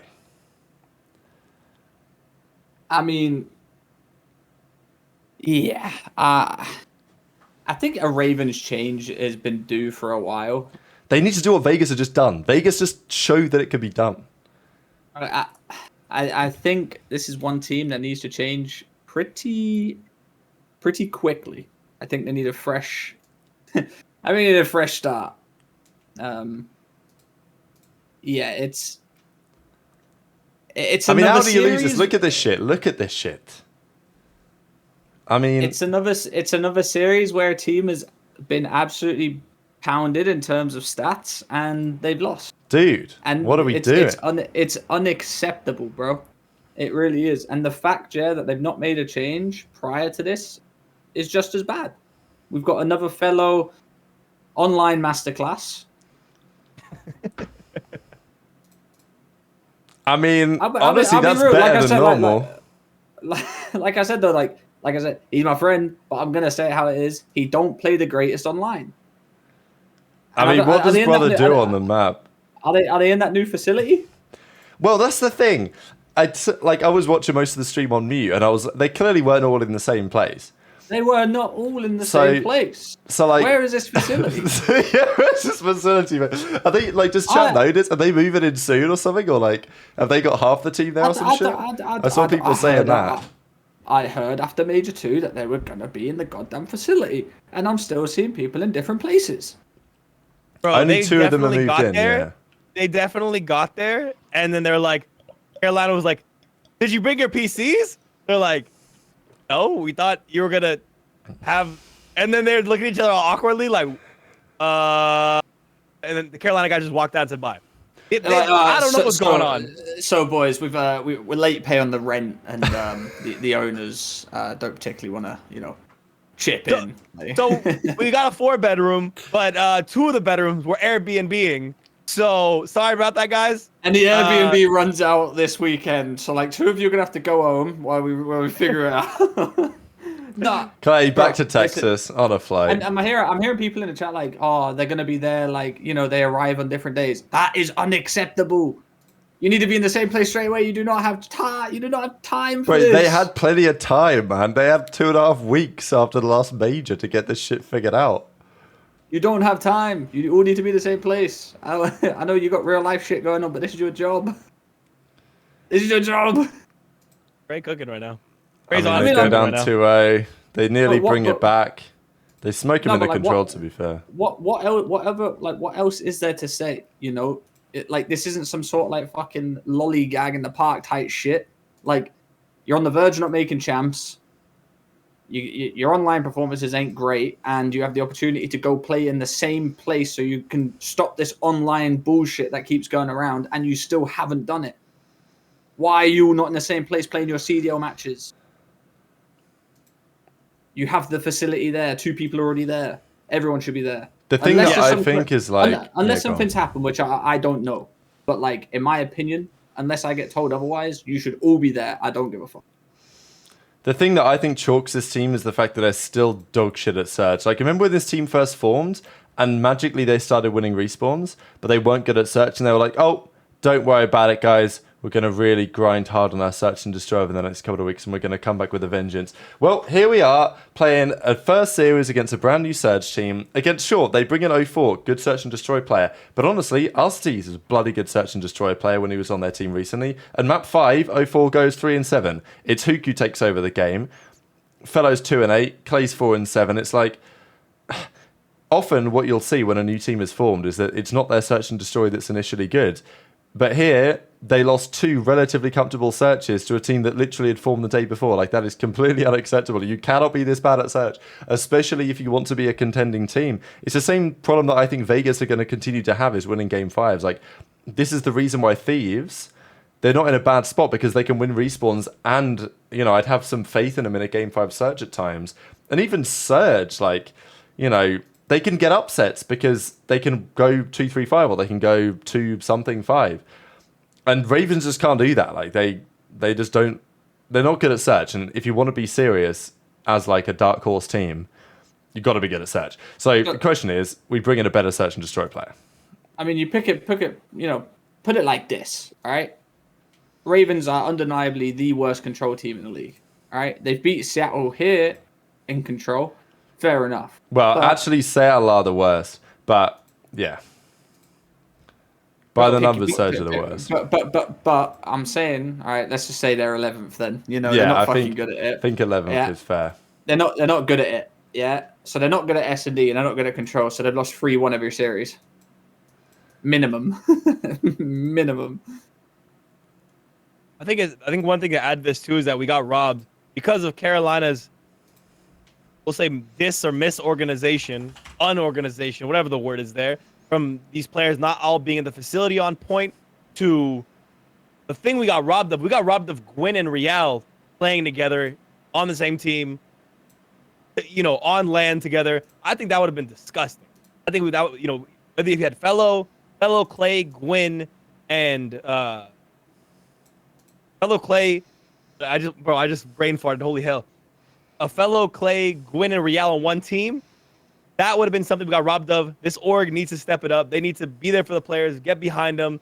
As much as they haven't been, like, at least get them there on time, bro. This is some crazy stuff coming out of the Ravens camp, and I don't know. The fact that they just got beat by Seattle, when if you look at the KDs, it doesn't even look close. They just pretty much got Nezlo'd. It's scary scenes for both teams. I think Seattle is this isn't a positive sign for Seattle, but Carolina definitely. This is like, you can't afford to have a poor online stage this time. Get it together as fast as possible. I mean, it's more positive for Seattle, the fact that they've just made a team change, bring them in and won a series against a team that's been a team since the start of the game, pretty much. And they still can't fucking win an S&D. And the stage for Ravens, like, that Surge series needed to be a dub. That needed to be a dub. We're playing New York. Thieves are looking good. Ultra FaZe, like, I mean, right now, what have I got? 1 win here, 2 wins? Listen, if you can't beat Surge, though, I'm running a risk at you might not beat Guerrillas. Oh my god. Well, if they are still a team by the time they play Guerrillas and they lose, then yeah, it's over. I mean, that's just the way I see it, bro. Like, bro, they've not made a change all year long. And it's not like they've been frying. They do shit online, they do better at LAN. It's the same story over and over again. Yeah, ever since the GodRx treatment. They dropped GodRx, like, just before the major. Like, I think if they're going to do something, why don't they just talk to Illy, man? Doesn't that not make a load of sense? Illy for fellow. You bring Clay and Illy back together. World champ, good S&D player. This is my thing about Illy, though. Like, surely something's wrong in that department, because, we're talking Illy. He trialed for Minnesota. That didn't work out, and he tweets out, that might be it for me the year. Like, there's got to be something going on behind the scenes in terms of why he didn't get picked up from Rokkr, and that's why he's not been picked up on another team. What do we think, guys? The Illy question is a good one. He definitely makes sense on this team. He could help their S&D woes. He's obviously going to help across the board. Online specifically, he was playing pretty decent. On LAN, he was an obvious monster. But yeah, he's clearly a part, liability, as we've seen, different this team now. The Rokkr let him go as well. So I think it's clearly a liability that you can't have right now until he's personally ready to come back. But there are improvements. I think if you need an online player, you are Carolina, and the org is willing to make a change and make that payment. Quite a few challengers players that you could swap in. Make it rain, make it rain. Yeah, I mean, MVP Don is at a game. Don is definitely one I could think of. Cam is definitely one I could think of. But the other question, again, like we talked about earlier in the show, will these players want to come to Carolina and play for this org and potentially, you know, ruin their rep or whatever it may be? That's the other flip side of the coin, is that maybe they have reached out to Donnie. Maybe they have reached out to Cam. Maybe they've already called these guys, but they've said no and rejected the offer. Maybe what about an Ravens FC is Black decent player? though, like, you know what I mean? I wouldn't join that fucking org anyway. Their team though ain't completely dog shit. Like, there's some upside there, and they're actually in a decent position to make champs. Like, I wouldn't be telling these guys. I know it's a dog shit org, but I wouldn't be telling them down. Yeah, Like, no, what- I don't. Cam and Don ain't saying no to this or to that offer. They're like 5 points away from being in the top 8. It's not like they're fucking dead last, like no hope in hell. Like, they're 5 points away from being in the champs running. You'd be stupid if Carolina offered you. You'd be stupid not to take it. As much as I hate the org, you'd be stupid not to take that CDL spot. Yeah, I think at this point, with them being 5 points away, just the chance at champs is enough. But I'm saying for someone, I guess someone less established, some of the like, imagine you're like a Dylan Rex or you're a Brack. No, Brack's main R with Clay, but like, even though whatever, let's say you're one of those two guys where your chance in the league has been a little bit, with Brack specifically, you've been kind of pushed out once. Dylan Rex hasn't had a chance yet. In that case, would you be willing to take the risk and jump on this Carolina team? I think that is a more interesting question. Whereas a Donnie or a Cammy is more certified, where if they go to this team and make champs or don't make champs, it doesn't completely ruin their rep. Whereas a less established player could actually ruin their rep if they don't play well or don't make champs. I think there's also friendship cheese in play here. There's like major friendship cheese. If there's one team that has friendship cheese more than any other team, it's this team. It's the mozzarella, provolone, feta, edam, cheddar. Like, it's fucking everything you can think of. You're a clown for that. You're a fucking. It's true though. Like, come on, let's be real here. We've got Fellow, we've got Clay, we've got Brian Saint. They're all just like, I'm not going to say what I was about to say. Actually, that very nearly got said live on air. Wait, what were you gonna say? No, I probably could have said it, to be fair.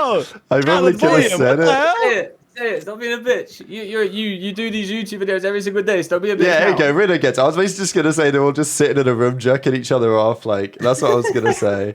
And like, you know, I don't know if that's true. I assume it probably isn't. But like, I don't see, especially after they've gone to the effort of putting Fellow in the facility, like, I don't really see how they just kick Fellow out now. You know what I mean? It's like, are they going to go through all this? They bring Fellow out there, they get their apartment. Bro, fuck that, bro. This is a business, bro. No, I know, I agree. But like, that ain't out. This ain't a business, bro. Like, this is. Yeah, but we can't. Yeah, but we can't sit there. Friendship Like, dog. bro, you can't sit there and do the assault hand warmer. Like, you can't. Like, we got. Like, you want to make champs, you got to get him gone. Like, if that's Yeah, what, LA if that's Guerrillas what might be they worse friendship cheese, but I agree, If gotta be that's what they cutthroat. really want to do. But I if guess that's the other what- point is, do you think a one-man move is enough? If I drop Fellow, am I dropping Tej as well?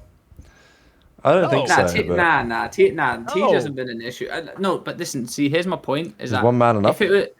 if this was an online thing, I think Fellow would be fine. But there's more online. The matches mean more online at this point than they do on LAN. Like, yeah, I know you can double your points on.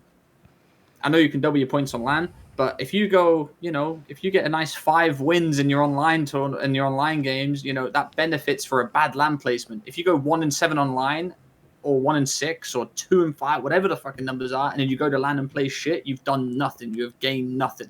Online COD means more than LAN COD at this point.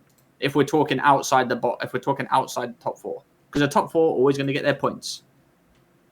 Whereas it's a risk for the bottom team, so you have to be good online. Like, you physically cannot be bad online, and they've had the opportunity to be good online because London have, by so nicely, got them a nice facility for Major 3. Wow, thank you so much, Carolina. That is great. You couldn't have facility for Major 1. For Major 3, you've done a stellar job. You've made them play shit online COD for 2 Major. that is a shocking appreciate- comment from Jay Bird, but I'm just going to put it on screen. What would they say? All right, guys, tactical rab here. Hey guys, Hope take you're the rap doing well. here. Hope you're doing well here and enjoying your day so far. Reports of a threesome or two where Ravens players gone wrong. Will this be the end of the August? We know it. Hit the like button if you enjoyed. Subscribe if you're new, as always, and I'd greatly appreciate it. That's I wonder what went wrong. What went wrong at this threesome, bloody hell? What could But have listen, gone wrong? like you said, but this is my point. They've had the opportunity to play fair online COD within the facility, and 2 of the players are not there. So like, I can't even help them at this point. Like, I just can't. they've all been sat there saying, "Oh, online COD shit, this, and that." Finally, we get to play, and you guys have just played your first match when 2 of you aren't even there. Like, I can't help that at all. And you've lost to Seattle. That's supposed to be your coin. That's supposed to be your 10. Yeah, and Surge played from contract. Vancouver as well. Like their internet Surge, thing should be even worse. Surge might as well be playing in the UK. Like, yeah. You gotta if they can make the change, right? Because Carolina, you know, if LG is not making a change, I'm not sure Carolina is going to be so apt to make a change as well. If they are willing to make a change, you really got to consider bringing in Cam, maybe Vivid for an AR, Illy if he's available, whoever it may be, whoever's willing to take the least money for you guys, because I know that's going to be an important factor. Whoever's willing to take the least money, get that guy in, try him out. I wouldn't drop Fellow. I would just keep him on the bench and potentially, if you see improvement, okay, Fellow, we got you on the bench. Go ahead, play some challengers, do your thing. If we don't see improvement, Fellow, come back on the team. Friendship cheese, we're all here. Circle jerk continues. I'm sorry. Bring him in for Lang, you're talking about Carolina here. That for one, they don't even have a sub player. Two, they are not keeping someone there just to be like, if he's dog shit, like we still got him. They don't do that. I try to be optimistic. I'm sorry, guys. I'm sorry. My bad. Oh chat, no, my no. bad, boys. I'll allow you to be optimistic of any other organization bar this one. All right, fine. God, And and LAG. Okay. And Seattle Surge. And Miami. Actually, no, because Seattle actually making changes. I don't care if they're good or bad. At least they're fucking trying. Mm-hmm. I rate that. They are bad, but That's true. Yeah, At least true. they're Actually, trying. Brian Saint's the sub. You never know. He's ready to fry at any moment. We need a Brian Saint return arc. Fuck it, why not? Bring him in for a search or something. I want someone to get sick on LAN or sick on break a thumb mid online match, and then Brian Saint needs to sit down and bring it all back from the past. Blast from the past. Brian Saint comes in and fries an SND. Someone said Trey's got personal agenda. Someone said Trey's got personal agenda. No. And here's why. Because it's clearly shown this year that they were promised a facility for Major 1 and throughout the whole season. And guess what? They've only just got it for Major 3. And that's why it's not personal. That's why I just speak facts. All the time. Trey's kind of spit. Hey, Trey's kind of spitting. I'm not going to lie. Trey's kind of spitting. He doesn't miss this guy. Gotta give it to him. Okay, it's time for the big one. What? Oh, what happened? Ladies and gentlemen, it's OpTic versus FaZe. For the 6th time in the season so far, Drazah is taking Hex's job. This guy owns the organization. Another dub for FaZe in the book. They played 6 times. It's been 6 to FaZe. But this one was probably the worst that I've seen. I made so many notes on this series. And, well, where to begin? I think we should begin with some statistics because we have something here from Brian's stats. If I just have it right about here. FaZe's win streak versus OpTic improves to 6. That's also the longest losing streak that OpTic have ever had against any organization, which makes sense. In the CDL or ever? Well, definitely in the CDL, but I'm also thinking ever might not be out of the realms of possibility. Did they lose 6 in a row to Cole way back in the day? Possibly. I don't know. When they were not any good. But since OpTic have been a proper competitive outfit with a superstar team, this shit ain't happened. Drazah's now, this is crazy. It's over a year since OpTic has beaten Drazah on FaZe and then previously on Thieves. Over a year since they beat insane. Drazah. Yeah, Drazah beat them 9 times in a row. That is actually outrageous. So those are the numbers. That's what I said to you, Rab. They needed to beat FaZe for their own personal benefit because now there's all these streaks and Guinness World Records. They needed to beat them. Not because it was going to chalk them, just because they needed it. They needed to see if they could beat them. And guess what? No dog inside of them to beat them. Yeah, there you go. No dog within. Who's got no dog? This man. This was their one. This was their one time to do it. No dog. What, you don't think there's no dog in Pred? Holy shit. Bro, the amount of nicknames I've seen of Pred going around today, there have been some sensational stuff. So they call him Prey. They call him CRED. CRED might be my favourite, actually. I have OpTic heard CRED. OpTic. Did I I've put heard that? OpTic CRED. I think I put that in the stream title, actually. OpTic CRED, they call him. They call him OpTic Prone.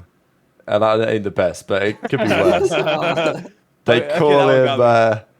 They call him Lay G. So instead of AG, it's just laying down G. Look scared. Yeah. These Look are CRED. very good. Honestly, his name works well for this. But honestly, it works, right? Because it's like, well, you're the Predator. But when when he plays FaZe, it's a different story. Someone said "Le Dick in the dirt." Okay, yeah, that's the best one. That's some good shit. I mean, OpTic that's hilarious, bro. OpTic CRED gotta be a 10 out of 10. That's a true 10 out of 10 right there. A It blunder make me from laugh, down. but it's a 10 out of 10 with how perfect it works. And while this fucking CRED hit out of nowhere, what's going on? He didn't have But a it's bad series. interesting, isn't it? How like The club. how I'm not getting into that again. I'm joking. I'm joking. It's funny how quickly the narrative's like shifted OpTic, right? Because going into the season, you'd have always thought, well, I'd have thought at least, like if things were going wrong, it'd probably be Kenny that got blamed. But that's not how it is now. And okay, Predator won somehow, but like, I don't know, watching the series, I didn't get the perception that Pred was doing much on the map. Like, you look at the delta between these guys, it's just the Pred POV, and even Pred when he was in that 1v1 against Shotzi on the high rise, like I think that was a very telling round in terms of the way that he played. It's like when Pred plays the shitter teams, he plays with this like Vanguard Pred level confidence where he just seems unfuckwittable, but you don't get that when he plays FaZe for some reason. Like I honestly think it's got to be like a confidence mental thing with Pred when he plays FaZe at this point, because the amount of times I see him with his hands on his head, back in his chair thinking, how the hell do we lose? It's like, brother, you're one of the reasons why they lost. Like, let's focus up here, because you don't seem to get that Pred high energy. Like, I don't know, maybe he's a shitter team Reaper, because when he plays FaZe, you're not the same player. And like, they had everything to win this series. This is what I find not unbelievable, but this is what I find remarkable about the fact that OpTic lost the series, is that literally every single win condition that you want to win this series for OpTic delivered. First of all, on the other side, Simp and Abizi was unwell. He had a flu game. He had a migraine. Simp didn't even play that well compared to the major. Remember, Dashi said after the major that, well, Simp and Abizi, they fried us, so when they stop frying, we're going to win. That was the implication. Okay, Simp and Abizi, they played okay. Nothing great, nothing spectacular. So that's off the table. Dashi drops a 1.3 for like the first time this season against FaZe. He was getting slammed by them so far. Dashi has a great series. Shotzi drops 104 kills. Absolutely world starring, dropping 40 kills. And somehow OpTic lose 3-1? Like, what are we doing here? I'm sorry, bro. There needs to be some talk, and I know it's not being spoke about enough. These VOs are terrible. Yeah, I mean, look, they said they were testing map pool, right? So like, I don't. But it's no excuse to me. It's the same shit. Why are you testing map pools against a team that like, you know what I'm saying, bro? Like, why are we testing map pools against teams that you're in direct competitor to, like that you get confidence from, like, and playing FaZe on anything high rise when you're OpTic is hilarious. Anything OpTic versus FaZe and you play high rise, hilarious. Because I'm not being funny. How many times have OpTic beat FaZe on high rise S&D? It happened this year. There's no way it's happened what about Control?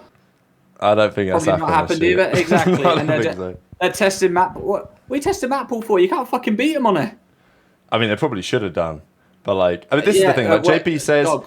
well, we're expanding. Yeah, no dog. Expanding our map pool is not an excuse. Now, I found this quite an interesting response really between the pair of them, because Shotzi's like, well, testing out our map pool, we'll bounce back. And JP's like, well, yeah, we tested our map pools, but ain't a fucking excuse to bottle our series the way we did. It's just because like FaZe didn't even play that well. Like, if you watch the way FaZe played yesterday, it wasn't even that good. Like, if you're ever going to beat FaZe, that's the time to beat FaZe. I mean, come on. The fact that they bottled that like 10v4 round in the control as well on the offense, like, it should have been a slam dunk 3-0 that series somehow. And they should have probably even won game 4. Like, they had another slow start to hardpoint in the game 4. If you're testing out map pool, by the way, you don't tweet it like, oh, we're just GG's FaZe lost 3-1. That's a good point, actually. Why the fuck would you, like, you're just using that, like, in my opinion, you're using that as an excuse. Like, if you're testing out map pools, why would you let people know you're testing out map pools? Like, just say GG's FaZe lost 3-1, done and dusted.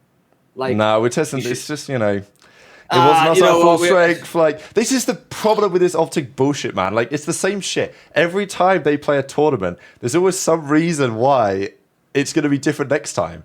And it's the same thing here, right? It's like, well, yeah, we lost, but if we played the maps that we'd play against them at LAN, it'd be different. It's like, I haven't seen evidence it would be different.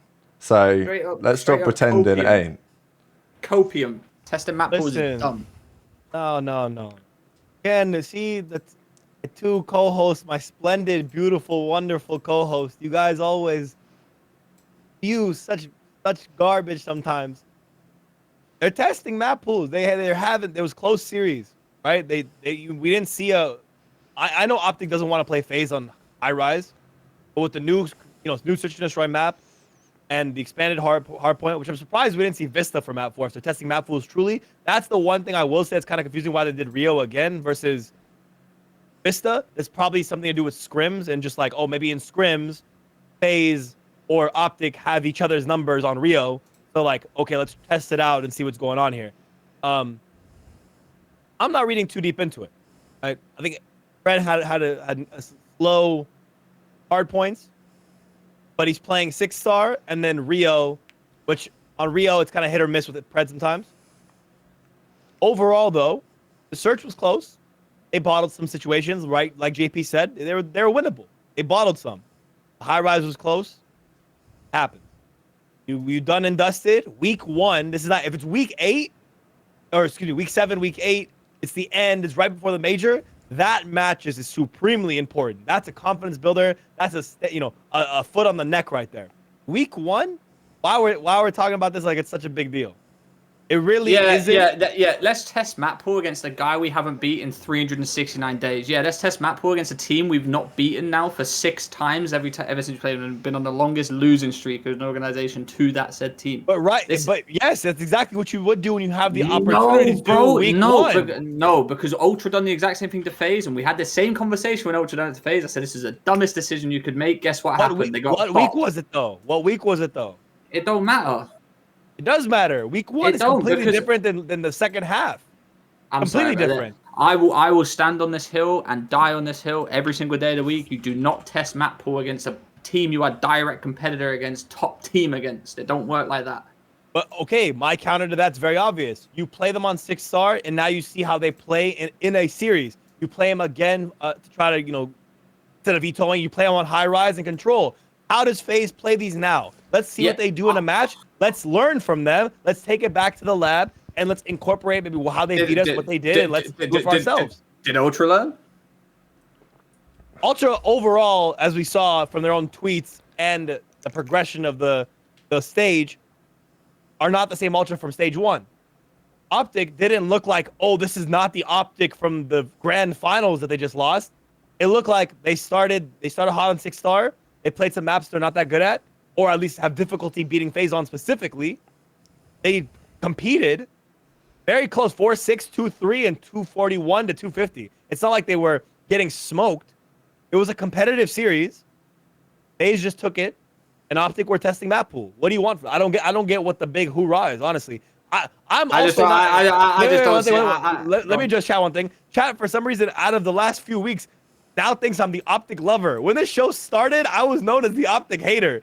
So it's actually hilarious that now this narrative has changed, and just because I'm speaking facts, no bias here, just straight facts, and now I'm faded or aces on OpTic cheese or whatever the fuck you want to say. This is literally just what happened. And the players themselves are telling you, we tested map pool. The coach is saying, we tested map pool, but he's only saying it's unacceptable that they messed up in winnable situations, which that is true 100%, and that's where OpTic did fuck up. They should have closed out the S&D. Control is winnable. The hard point, they started slow. The real hard point, they started slow. If they just improve these little things, that's how they win. And that's the same problem they had losing grand finals against FaZe. Their maps were competitive, but it was these little mistakes or moments starting slow that led to them losing. And that's why I think JP is probably so frustrated. Let's just give the best team in the game more confidence, and we still can't beat them when we do try and not test our map pool. Like, come on, bro. Bro, we're letting Drazah come on stream and talk that he's the OpTic CEO and just like get all that free airtime. Like, I wouldn't be allowing that shit. Bro, this is week one. This is week one of the NBA, bro. They can't beat them. It don't matter week 1 or week 7 or chat or majors. They can't beat them. It literally matters, and I don't think they give two shits if Drazah goes on and says whatever he does. Sure, they keep him in their mind, like, okay, yeah. Bro, next time we play him, I'm going to shut him up. But, like, bro, week 1, they worked 100% testing map pool, as you said. 6 stars in. High rise that OpTic usually do not play is in. What are we talking about here? Why are we overstating this, bro? Yeah, they just outslayed. They outslayed FaZe and still lost. Question is, why do they keep losing? Yeah.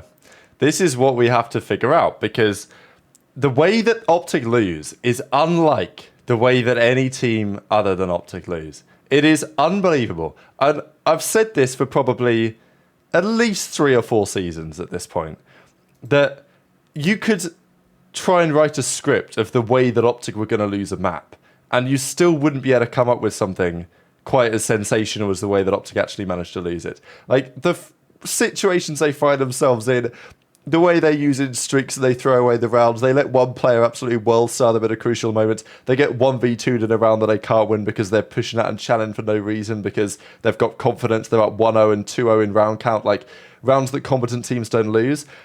It's just like, how is this such a consistent trend? And why has it not been solved yet? Because this high rise was unforgivable. Like, there really is no other way to put it. When Shotzi drops 41, you just can't lose this map, right here. You can't because they allow them to. They allow them to have they got a mental block, and they keep allowing them to have a mental block. Clearly, yeah, because maybe that's part of it, but like, they are losing the unlosables. But you know what? Great decision. Let's keep giving them confidence. And to someone that said in the chat, like, he's like, oh, what would you say if they won 3-0? They didn't win 3-0. If I had handlebars and 2 wheels, I'd be a fucking bike. Okay, what's Ace kicking there? What's this? No. This confidence shit is dumb, bro. It's not nothing to do with confidence. How are you gonna tell me of all people it's dumb? Wait. It's dumb because I competed at the highest level of all time. It's not dumb. I understand, and I know you're gonna. That's the obvious point to use against me is, I competed, you didn't. Okay, great. Now when we get past that, let's look at one thing here. Let's look at one thing here, though. OpTic have one critical error that they do against other teams as well, is exactly what you just mentioned, 100%. They take advantage, they get juiced or hyped or confident, they jump out. They'll start running and challenging. 90% of the time that works. It works against teams that are less talented than you. Because individually, when we look at this list of Dashy, Kenny, Pred, and Shotzi, it's unreal. When you do it against FaZe, they're going to punish you, and they're going to be ready to trade you out if you decide to run out and go, try to go God mode. They're going to humble you. This is OpTic's biggest problem, is that when they get kills, when they do something amazing, they get overly confident and they don't come back to baseline. Come back to, all right, let's stay in the plan, let's stay in strategy, and let's push normally. Instead, everyone gets hyped up, amped up. Dash will throw his life away for a kill, or Shotzi will go try to make a play that he doesn't need to make. And this is what holds OpTic back from beating the best team in the game. Talent, good coaching, good strategies, why OpTic is in the top 2 conversation. Not conversation, literally top 1, top 2. But what gets them to be number 1, because there will only be one number 1, is consistency at all times, even when you're amped up, hyped up, and feeling going into God mode flow state. You need to control that, and then OpTic can overtake FaZe only at that point. Do you want to say something, Trey? Because I'll just butt in real quick. Like, people always say about this, and I've heard this for years now. Well, yep, OpTic lost the close series, but they just need to fix those small mistakes. And when they fix those small mistakes, then they're going to win. It's like, well, are they going to fix those small mistakes? Are we seeing evidence they're going to fix those small mistakes? Because I haven't seen much evidence of that. At some point, you've got to put the coaching staff under question. I've seen this shit for years. How many Champs Grand Finals have they been in the last few years, Ace? After every single year, the OpTic fans tell us, well, yes, they lost this event, but they're going to fix up for Champs. They're going to make the run for the World Championship. They're going to be back in business. No problem. This is our year. We're winning the ring this year. Never bloody happens, does it? It's like, why is that such a consistent trend at this point? Because I ain't seen them change shit. And sure, they're different teams now, different coaching staff, whatever. But there are some similarities. That last point you said was why I said what was because it's like, bro, it's like a different team. It's like 50% of the team is different, and the coaching is pretty different. It's different with Pharma and JP working together. It's a very different team. Plus, you have Ken coming in. Plus, I think you on this show yourself said Shotzi from Major 1 to Major 2 was a different player. So clearly, there are steps being made. Is it a bit slower than needs to be to make it to the top spot? Maybe. That's arguable. But to say there's been no progression and no change when all the team approach 50% of the team is different, the coaching is different, and yourself said that Shotzi was playing differently between Major 1 and Major 2, and we all sat here and agreed, is wild to say. I just think, like, every year people are like, well, they'll get it sorted in time for Champs. I just don't see the evidence that OpTic are going to magically start beating FaZe when it gets to Champs. The issue is with this series, like, with the way FaZe are playing right now, if you want to win an event, you've got to beat FaZe, almost certainly. And quite possibly you've got to beat FaZe twice. And they haven't done it once yet. So, that's the issue. I genuinely think that the acquisition of Kenny should be such an important factor for this. And I don't know. I'll give him a bit more time in this matchup. Hopefully they play at the Major and we can see then, because I think whatever happens at Major 3, if they play FaZe, that will be quite telling, because if they can't get their ducks in a row by then in terms of this specific matchup, I'm not sure I have faith that they actually will at any point through the season. The other point as well for Kenny is that he's got to get better in search. Like, I think Kenny's been a phenomenal signing for this team, but he has had this thing historically. We'll discuss this clip in a second, but he has had this thing historically with his former teams, let's say Thieves, where he's bad at search, the team is bad at search, and then they get it together right at the end of the game. But again, yesterday, Kenny was a bit of a non-factor in the search and destroy. He said himself, maybe a month or so ago now, that his search was a struggle point and he's been working to try and improve it. But it's like, for as good as Kenny is, you do need a bit more from him in search and destroy, I think, generally this season. The thing about Ken, which I will agree that he does need to get better in S&D for sure. But I think I see some damage, cheese. to be fair. Yeah, I do see some cheese though that I hear sometimes is like, Ken needs to reel them in or whatever it may be, something of to this degree, to this topic. But in the moment, in the middle of a respawn, what do you expect? You can't expect Ken to know exactly what Ant or AG or Brandon is doing, and just be like, mid him running around and trying to play his own game, be like, Brandon, don't chow that. Like on some cerebral craziness. Ken is one of the smartest players to play COD. I'll give that to him for sure. But like, I do want to give some credit and take some of the needles out of his back that some fans like to put there. You can't expect him to like correct people in games when they have these habits for years, and we've seen them have these habits for years. So ease up off of Ken here specifically, because like there's only so much he can do maintaining his own gameplay, maintaining strategy.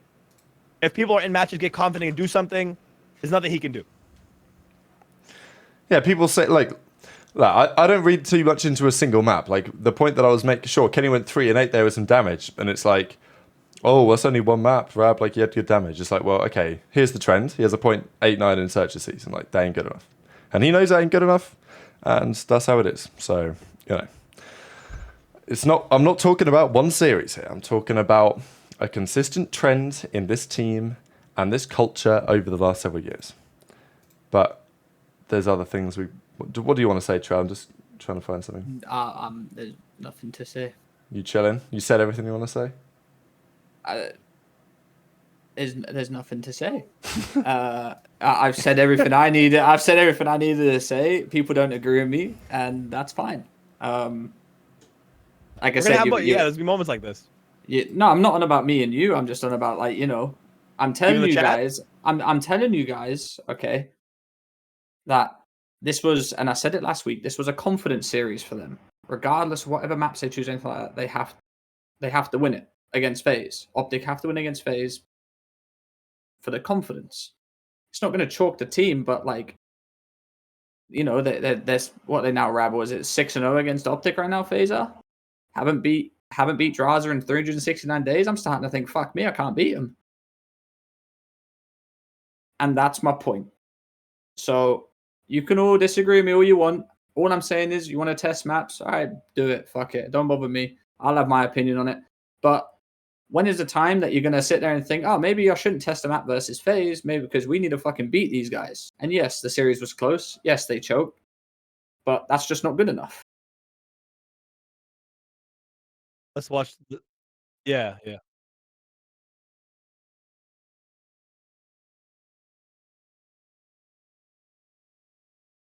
Oh, hello. I couldn't be heard on stream there a second ago, but I'm back now. It's an interesting clip that Scumbanzini mentioned from the control, and yeah, I'll share it and let me know what you guys think in the chat. Look at this. So he chows off point left, which already, I feel like this is a great play right here. Cut off the first guy. This is their last guy. Well, no, he's got information on him. He has to fight this. He's got to kill this guy. So he makes has a the better right chance play. of killing him like this than a random 50-50. Okay. Now, so what? Number 3 is going to cut mid. But he gets stunned. I think he's about to get grenaded. So from a viewer perspective, it looks like he's going for kills. I think he's dodging tax. That's what I think. He doesn't have a trophy on point. Exactly. He doesn't have a trophy on point. And he sees 2 people jumping out of their left side windows. Whenever people are jumping outside of their left side windows, you know that a fucking grenade is coming. And if you don't have a trophy, I probably would have done the same shit. Like, you're tweaking.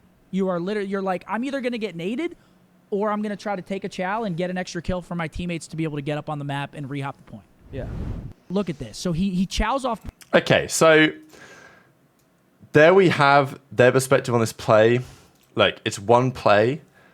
Shotzzy was arguably at times the reason why this was even a competitive series. But it's just one of those, you know, interesting moments. What do we think, Trey, as a player? I feel like a lot of people, it's like backseat gaming. Like, oh, why did you do that? But like, yeah, he hasn't got a trophy. Yes, he's going to get naded. In my opinion, I think I know it sounds dumb, but like, I'm probably going to take the risk of it and like challenge their side, because you're going to die either way, but I'm probably going to take the risk and try and run backwards or something like that, or run to the right or left or something like that. But he is stunned. He's probably going to get naded. I think he gets a lot of shit for this for quite no reason, really. Like, he's probably going to die anyway. He's by there by himself with no trophy. I think he's getting a lot of shit for this just because they need someone, like, OpTic fans need someone to blame for this situation. He's probably going to die. Let's be real. He's trying to finesse the point. He's trying to get down.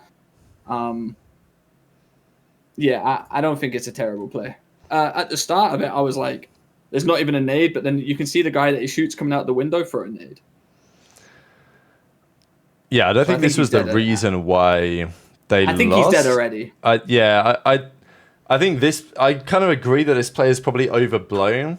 I still think it's probably a mistake in the circumstances, given that what just frustrates me so much about teams when I watch them play Control, and we used to watch this shit with Ravens, and they were the worst offenders for this shit, Trey. Like, we watched this shit live, and we'd be seeing 2 minutes on the clock on the attacking side of high-rise Control, and they'd be like, we're chilling. We've got like 2 minutes to kill these guys. Let's just set up some kills.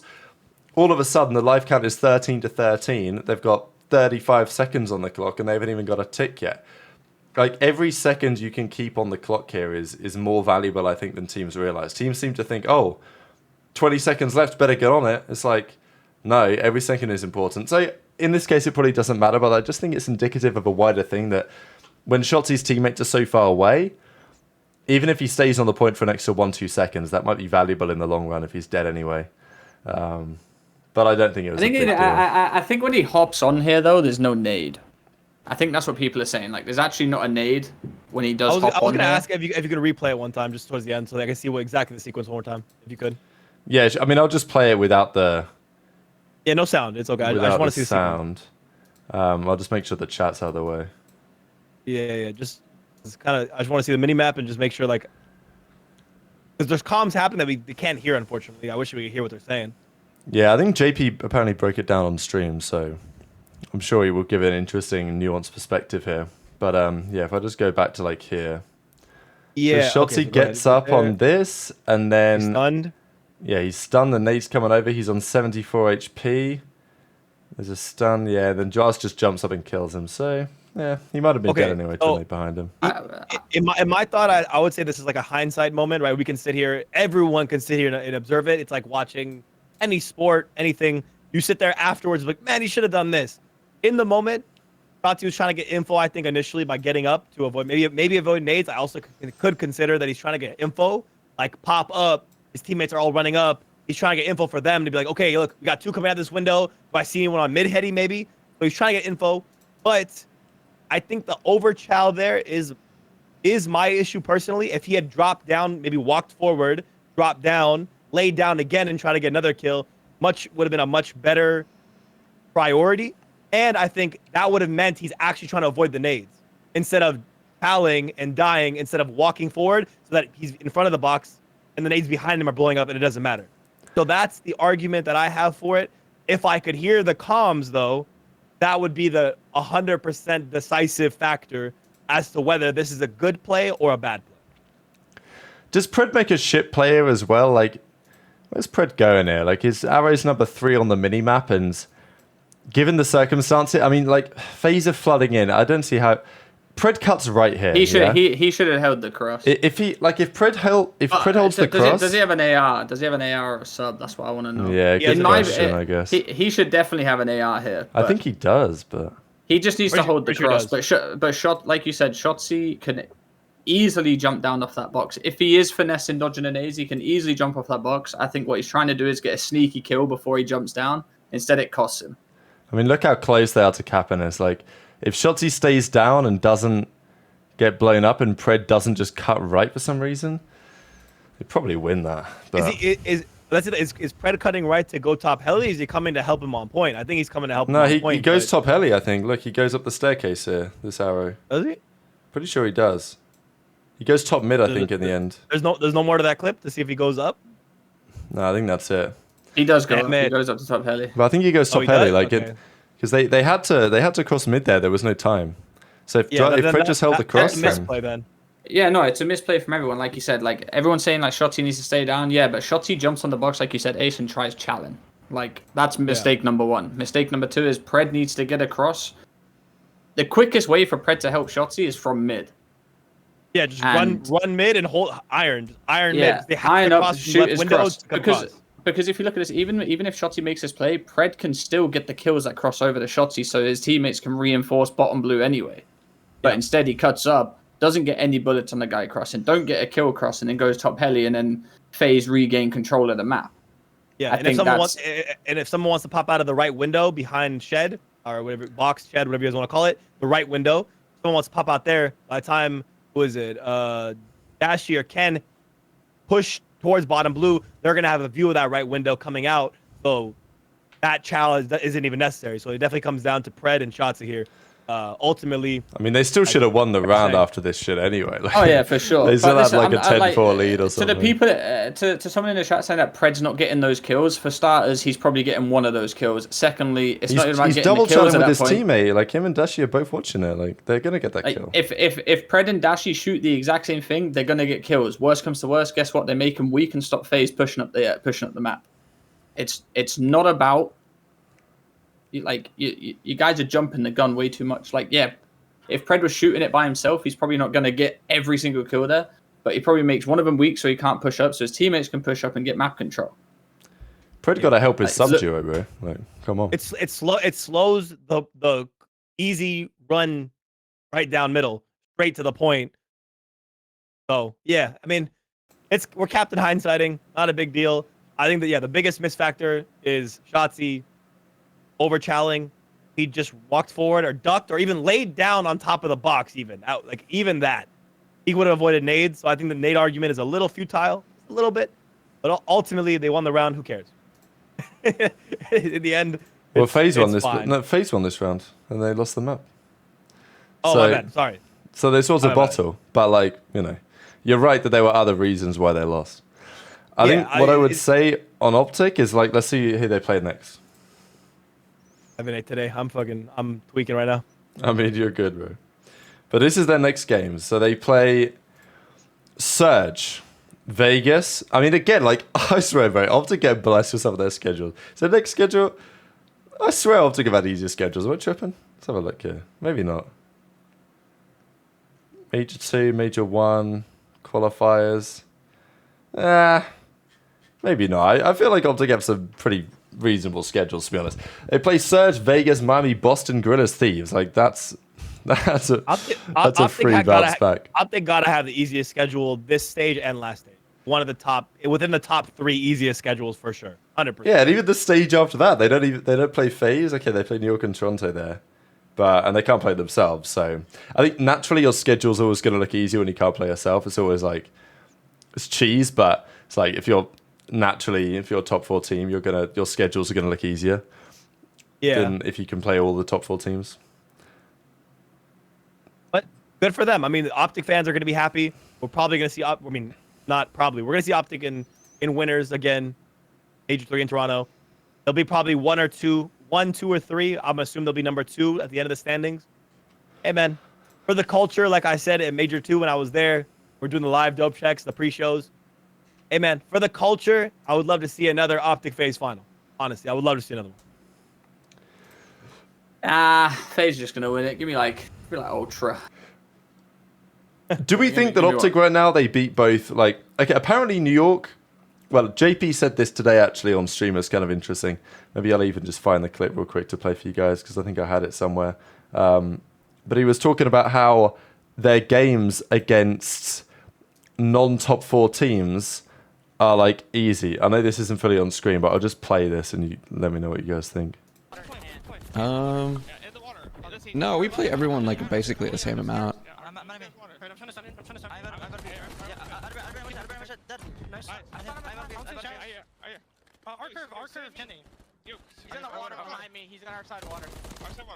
Do you feel like you get proper rests if you're not scrimming / playing a top 4 team? Sometimes, honestly, I do feel like that. Like, scrims against top 4 teams, in my opinion, especially like FaZe and Toronto, are like the real reps. The other scrims don't feel as much like proper reps, but it depends on the team, and it depends on, like, I don't know, maybe it depends on the day or something. But obviously you can see the difference. I think anyone would say that. Yeah, so the omission of New York there is quite interesting, especially with what we've discussed earlier in the show, that New York somehow get a load of kills and can't capitalize. And here's JP saying that really their only top scrim partners are FaZe and Ultra. So in my mind, I still think that OpTic beat New York as they did at the event. I think that OpTic, I would favor them against Toronto right now. Like, I still think they'd probably win both of those series. But it's like, for some reason, CRED will fry everybody under the sun but FaZe. And that is a bit of an issue.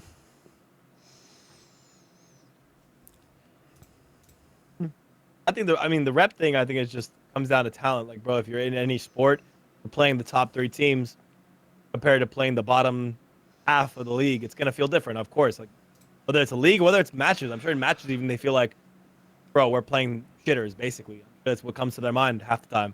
So, not surprising. It's not shocking. I don't think it should come as any form of disrespect. And I think the New York omission as well doesn't really come as a sign of disrespect either. I think he was just stating the 2 that came to mind and the obvious top teams that everyone talks about, right? FaZe and Ultra. I think what JP there is neither controversial nor surprising, honestly.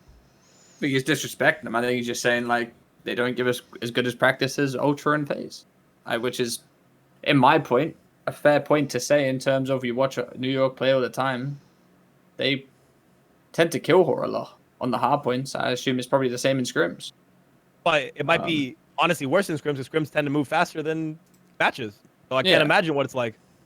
So, I mean, like I said, he's not saying, New York are on the same level as playing like LAG in scrims, but I think in terms of how how they want to play COD against FaZe and Toronto is how like they don't like playing it against New York, because New York don't play the exact same way.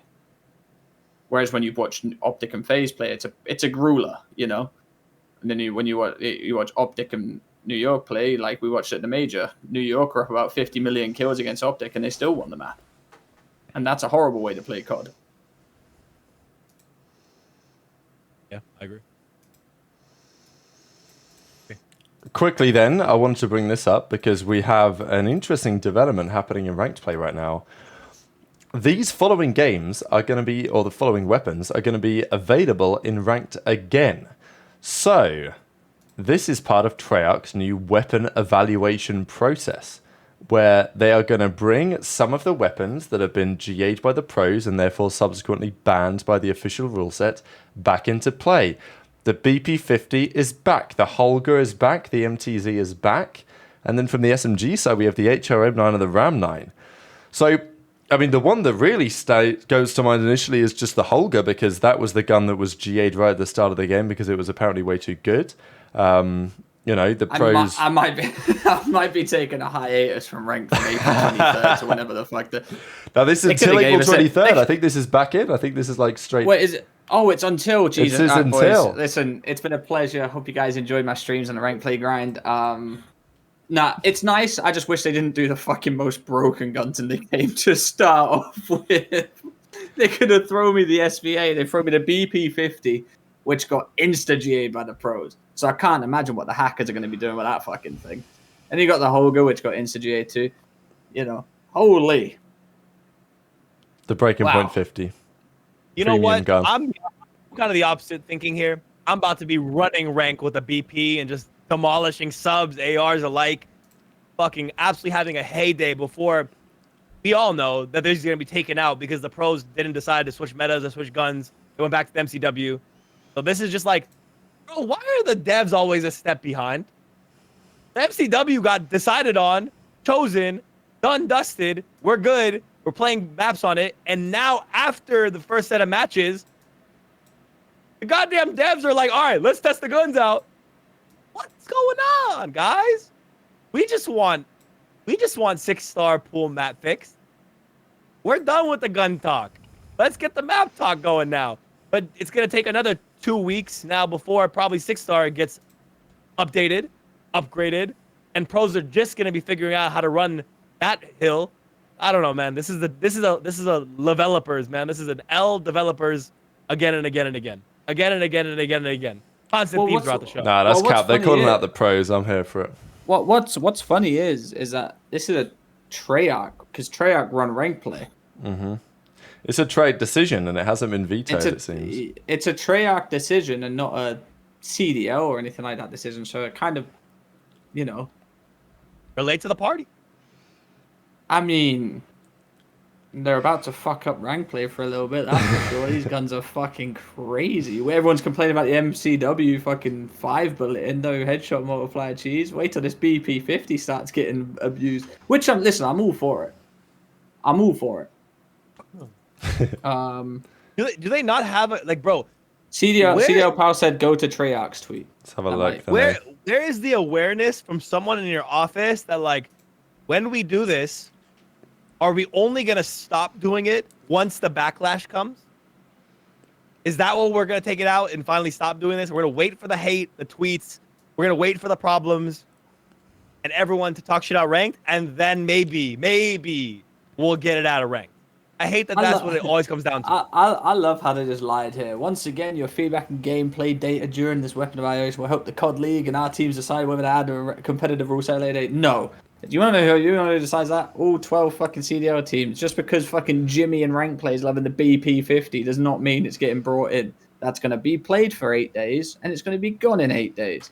Guess why? Because the pros ain't using it. Nah, the pros are like... I like this idea to try and help make the pros change their minds, but, like, they ain't going to try any of this shit differently. Shout out to them for thinking, like, oh, you know, they just want the community to feel a bit more involved. But let's be real, you know. If the community decided what guns to be used, it wouldn't be the MCW. Like, they'd be bringing in BPs, they'd be bringing in they'd be bringing in different ARs. All right. Motherfucker, Claymores ain't even in the game, and we have Claymores back if the community decided, okay? That's what we'd be dealing with. Thank God the community doesn't pick the exact meta, because we'd be dealing with some absolute caca bullshit. We'd have throwing knives all around the maps. 100%. But I Throwing will say knives should this, be though. allowed. It takes skill. That's true. That's true. I do like a good throwing knife. Yeah, tomahawks is at least about a tomahawk, bro. Shotzi would be so good at throwing knife. I don't know why. I just have this thought in my head that I if think he's not good at movement, it'd be insane. I think it would be a good addition. Why not? If you think you could use it, that's no problem to me. I mean, it is. You can imagine the spawn lineups if people started using them. No, imagine us trying to break hill or something like that, bro. Yeah, bro. Because people used to do it in GBs back in the day. Like instead of spawn nades, some people would literally run tomahawks to throw it. But on pick 10, it's a waste of a point unless you actually nail it. But like, think of it like this, yeah. Imagine if you're allowed throwing knives and you're not allowed it. Like, you know, you're gonna decide between a throwing knife and a nade. Obviously, a nade's better in every aspect. Bar someone running in a hill and just start fucking ninja starring everyone. Like you, bro, you could hold a door as soon as someone door busts, just fucking launch it. I mean, honestly, there might be I mean, people used to use them for bomb plant lineups, right? Like it used to be a thing where people would in search and destroy pubs. Like I didn't really see anyone ever doing I used to do that back in the day. Black Ops Black Ops 1, where you put the tactical camera down, you can see if someone's defusing the bomb, and you line up a tomahawk. What a time! That was the first piece of equipment I ever used. I thought it was so good that you could put down the camera because I was like a tactical little player. It's one of the reasons why my name is Tactical Rav is shit like that.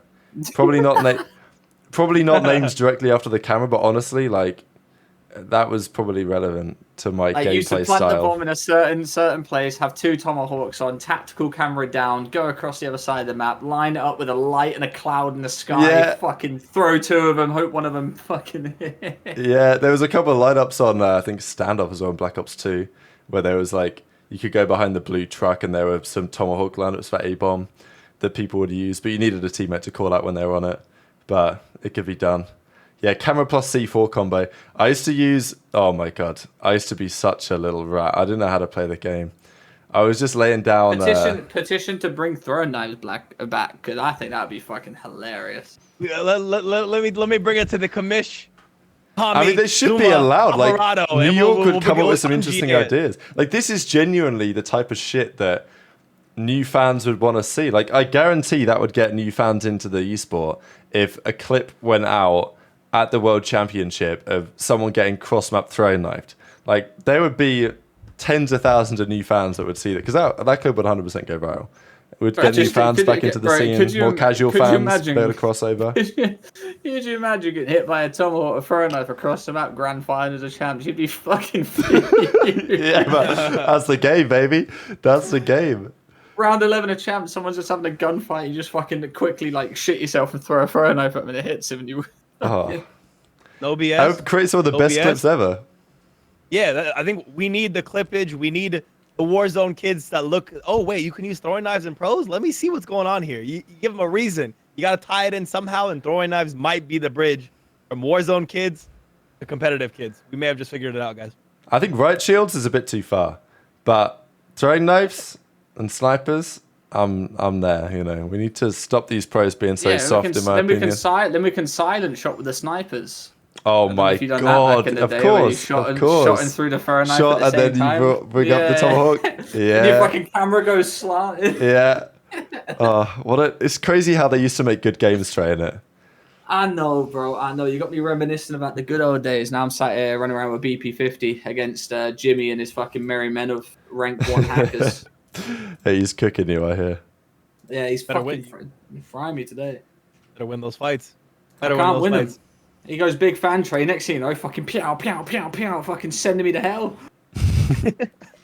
Yeah, big fan, are you? Yeah, go fuck yourself. The final thing I wanted to do before we close out the episode, thanks all for joining, by the way, because we've had another killer episode today live here on Twitch. And if you guys didn't catch the whole thing, feel free to watch on YouTube, audio platforms, all that good stuff. 5-star ratings would be appreciated. Like the video, follow the channel. What I wanted to get your opinion on, which 4 teams right now are not going to make it to the World Championship? Or we can do which 4 teams are going to make it of the bottom 8, because the top 4 are obvious. But we're getting to a point now, the teams have made some changes. sure, maybe we need to revisit this if like Ravens make a move, which is possible. But as it stands, we have these standings, and they are genuinely very competitive for World Championship qualification. Like, currently the cutoff is 80 points. Fifth is 100 points. Last is 50. And yeah, I don't know what I think about Boston, but I feel like they should be somewhat better. The issue is they have a bit of a mountain to climb with respect to their competition. You've also got to consider that there are 2 more majors to go. You get 100 points if you win, which is a big deal. The issue is, with the way the league currently stands, you probably ain't winning an event. You're probably not getting top 4. Like, you're kind of playing for top 6, which is like a good result. And I think for top 6, you get maybe, well, you probably get 30, right? Or maybe 35, something like that. You want me to give my 4 first? Hey, wait, what's the question? Ask the question clearly, because I don't know what the question is. Okay, the question is, which 4 teams are not making it to the World Championship? Go on, Trey. Boston, LAG, Seattle, Ravens. Okay. Boston, Seattle, LAG.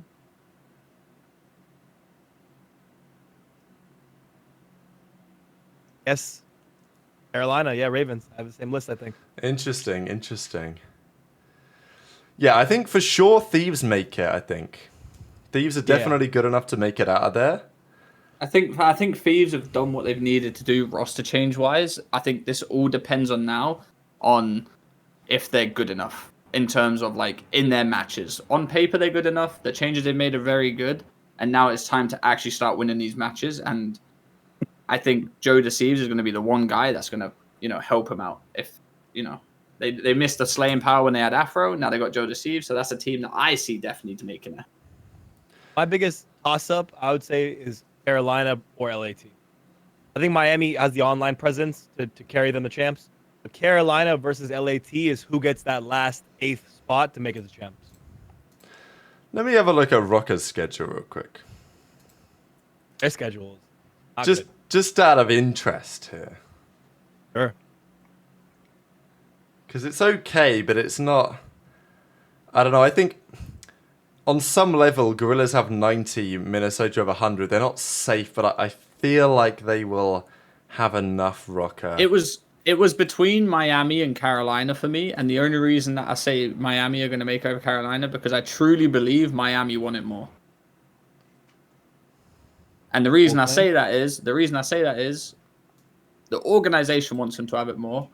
The players clearly didn't go to the facility together for their first time playing a fucking online CDL match when they've been moaning about not having a facility for all this time. They finally have the opportunity to go to a facility and only 2 of them are there.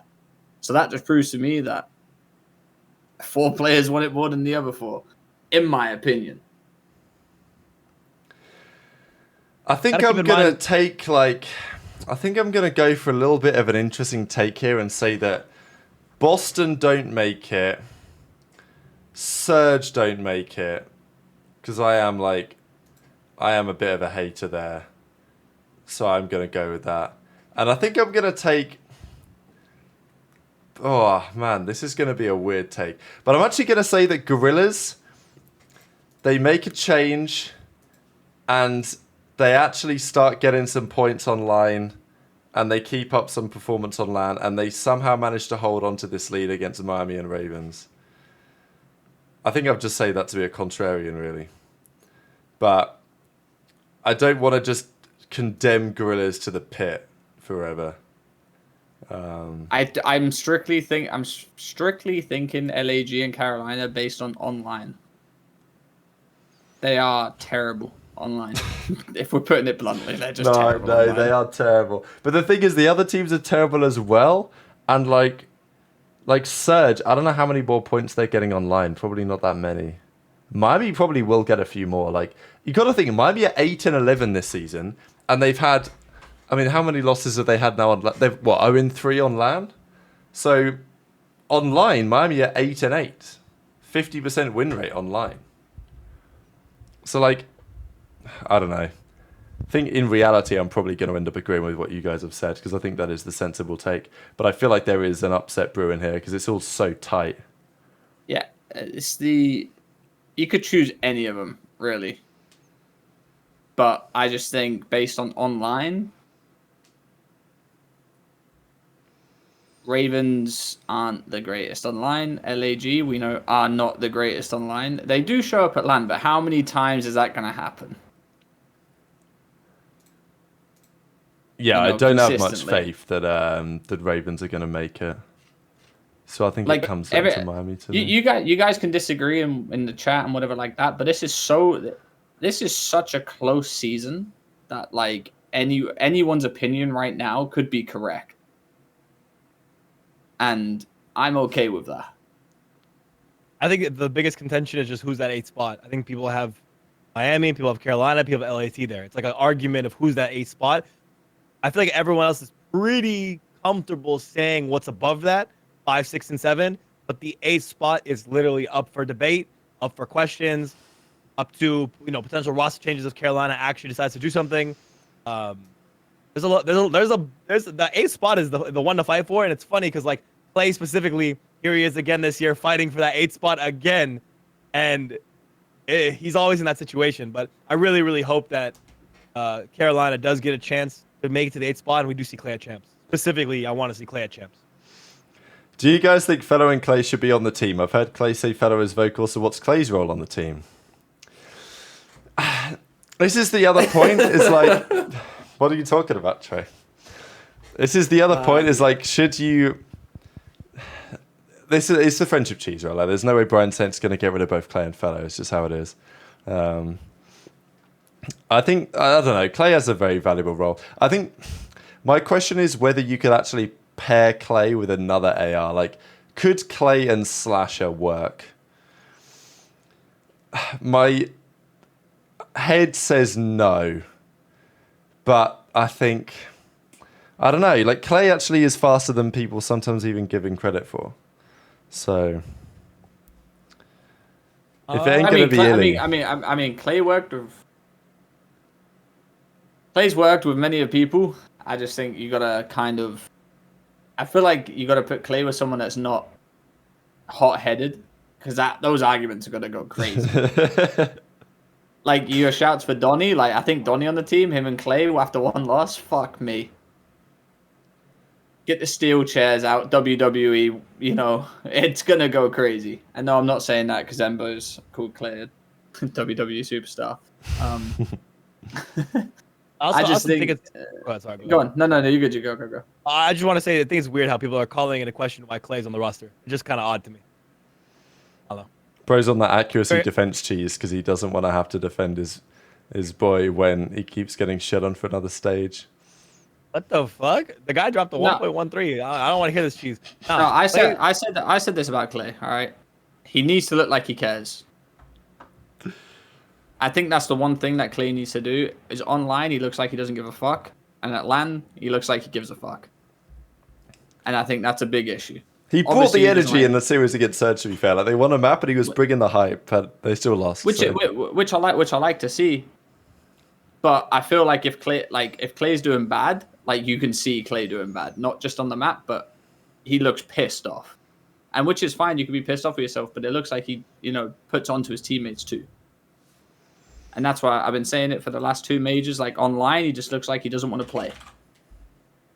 And I get it. He's been playing online COD, online scrims since he was fucking 13. But it's got to be a time and a place for it. And, you're on the verge of not making champs. Now's the time to lock the fuck in. We have one more question from Jaybird. Do we think NYSL wins an event this year? And then a side note, these new maps favor them over Ultra, in my opinion. Ultra seem better at methodical maps rather than bang-on maps. What do you think? Ooh. I don't think New York win an event this year. I think the way they play Hardpoint isn't up to scratch with these top teams. I can't say why, but I think if you look at their Hardpoints, I think it's a bit... They're way too close for how good their KDs are. You might be right in terms of the map pool stuff, but the thing is, they didn't even play 6-star or Vista yet, so we just don't know. I'm gonna go on a limb here based on the map's thought here. I think if New York is gonna win an event here, it's got to be Major 3. This is where you do have a new map set. You're out of the maps that you clearly are just not. You're not beating the top teams on. You have an opportunity here where everyone's learning the game to capitalize on your ability to get kills better than pretty much any other team in the game. Pretty much, right? If you're gonna win one, New York, Major 3 has got to be it. We got Vista, we got 6-star. These are the mixy maps. S&D's been on point. Now you got some new hardpoint options.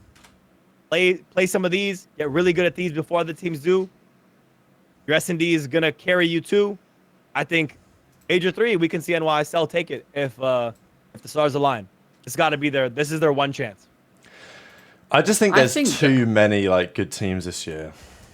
I think their team KD. I think they're like their overall team KDs for not winning an event is pretty crazy in my opinion. I don't know if you agree. Like even like getting a second place or something like that. Their KDs are pretty fucking high for not even like having a second place. Yeah, I mean, the board, they were top, have, top 3 and then top 12 first event or whatever it was. You know, let me look at their thing, but their KDs. I think I pointed this out on one of the shows, the Major 2 KDs they had. Yeah, all of them about above a 1.0, similar looking like Ultra from Major 1, except NYSL got 4th at the Major. They didn't complete the task, even though all of them have above 1.0s. And that's why I say they're not going to win an event. Because their inefficiency? Yeah, I mean, we see it even against the lesser teams. We see the inefficiency against the lesser teams. Like, they will always beat the lesser teams, Ace, but they don't beat them crazily. How efficient do you have to be on Rio, Vista, and 6-star? I think you have to be much less efficient than you do on Invasion, Karachi, and even, I mean, honestly, in Skid Row, you have to rotate hella early and get the kills, or else it's not going to work out for you. It's a lot less of them. Those maps are a lot less of a mixed fest. Yeah, no, for sure. And I think I looked at Invasion one point. You know, they're getting all these kills around the hill, but like they're all scared to hop in the fucking thing. They all just want to sit there and hold power positions. They want to sit there, hold godheadies, and just keep spawn killing. And they're getting nothing from it apart from a good Lion Man card. You know. Yeah, for sure. And this is what I keep saying about them. I love the team. I really do. But something's clearly not working in Hardpoint. They're winning them, but like they're slamming teams, like actually slamming teams in the kills department. Yeah, they're only winning by 10, 15 points. It's up in the air. It's a trend for sure. I just think like I don't think this team is as good as they were last year with respect to their competition. I also don't think Kismet is as good at this game as he was at last year's game, which I think is going to affect them to some degree. They do have their problems in terms of play style. I think that FaZe are going to win another event, probably at least one more event.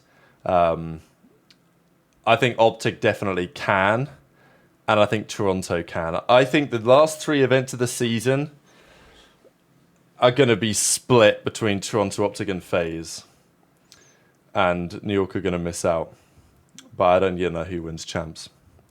But I feel like a Toronto bounce back at their home major could be a thing. I think the year's going to end up being like 1 OpTic dub, 2 Toronto dubs, 2 FaZe dubs. I do agree. It's just Envoy's got to be better. Yeah, I actually take this back. OpTic ain't winning shit. For Toronto to get back to winning an event, Envoy needs to play better.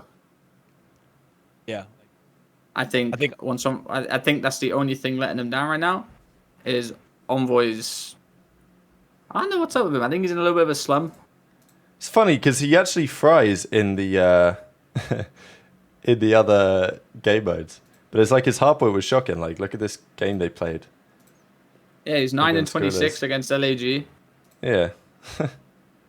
Like, what's going on with this guy? He's got his controller fixed, but then he bounces back game 2 and just completely shits on them the whole game. And then game 3 was fine, but like, you know, game 1 was funny. Yeah, that's my point. Like, I'm not saying he's terrible, but his hard point is very bad right now. And it was bad at the major, it's bad now. And then, like I said, like, it's ultra. Like, he could have 0 kills and I'd have them beating LAG on a hard point. Yeah, I think once he sorts his hard point out, I can see them, you know, being a top contender again for the majors. I just think whilst he's out, whilst his hard point's the way it is right now, it's looking maybe a bit slow for him. I think that's a good spot to leave it. Yeah. All right, guys. So, he broke a record with OpTic episode 15. Thank you guys so much for the support. Week after week after week after week, we just see the fan base growing. We see the love growing. The comments are getting funnier. The jokes, the mozzarella provolone jokes are growing. You guys love the nugget jokes. So the lingo's starting to go, man. OpTic is starting to make its place and find its home here in the Call of Duty scene, in the Call of Duty community. So thank you to all of you who support, watch, comment, type in the chat, type in the comments, like the videos, whatever you do. Even if you just watch and don't say a word, we appreciate you for being here. We appreciate you for watching. And that is OpTic episode 16 from me, Ace the Stocksman, EU GOAT, Ray Zero, and the other GOAT, Tactical Rab. We appreciate you guys for watching. Thank you so much. Killer outro, gentlemen. We're going to hit the raid for Donny Temp if that's going to work. So I'll send you boys over there. Thanks for watching. We'll be back this Friday with the pre-show for the weekend. Cheers, everyone. Take care.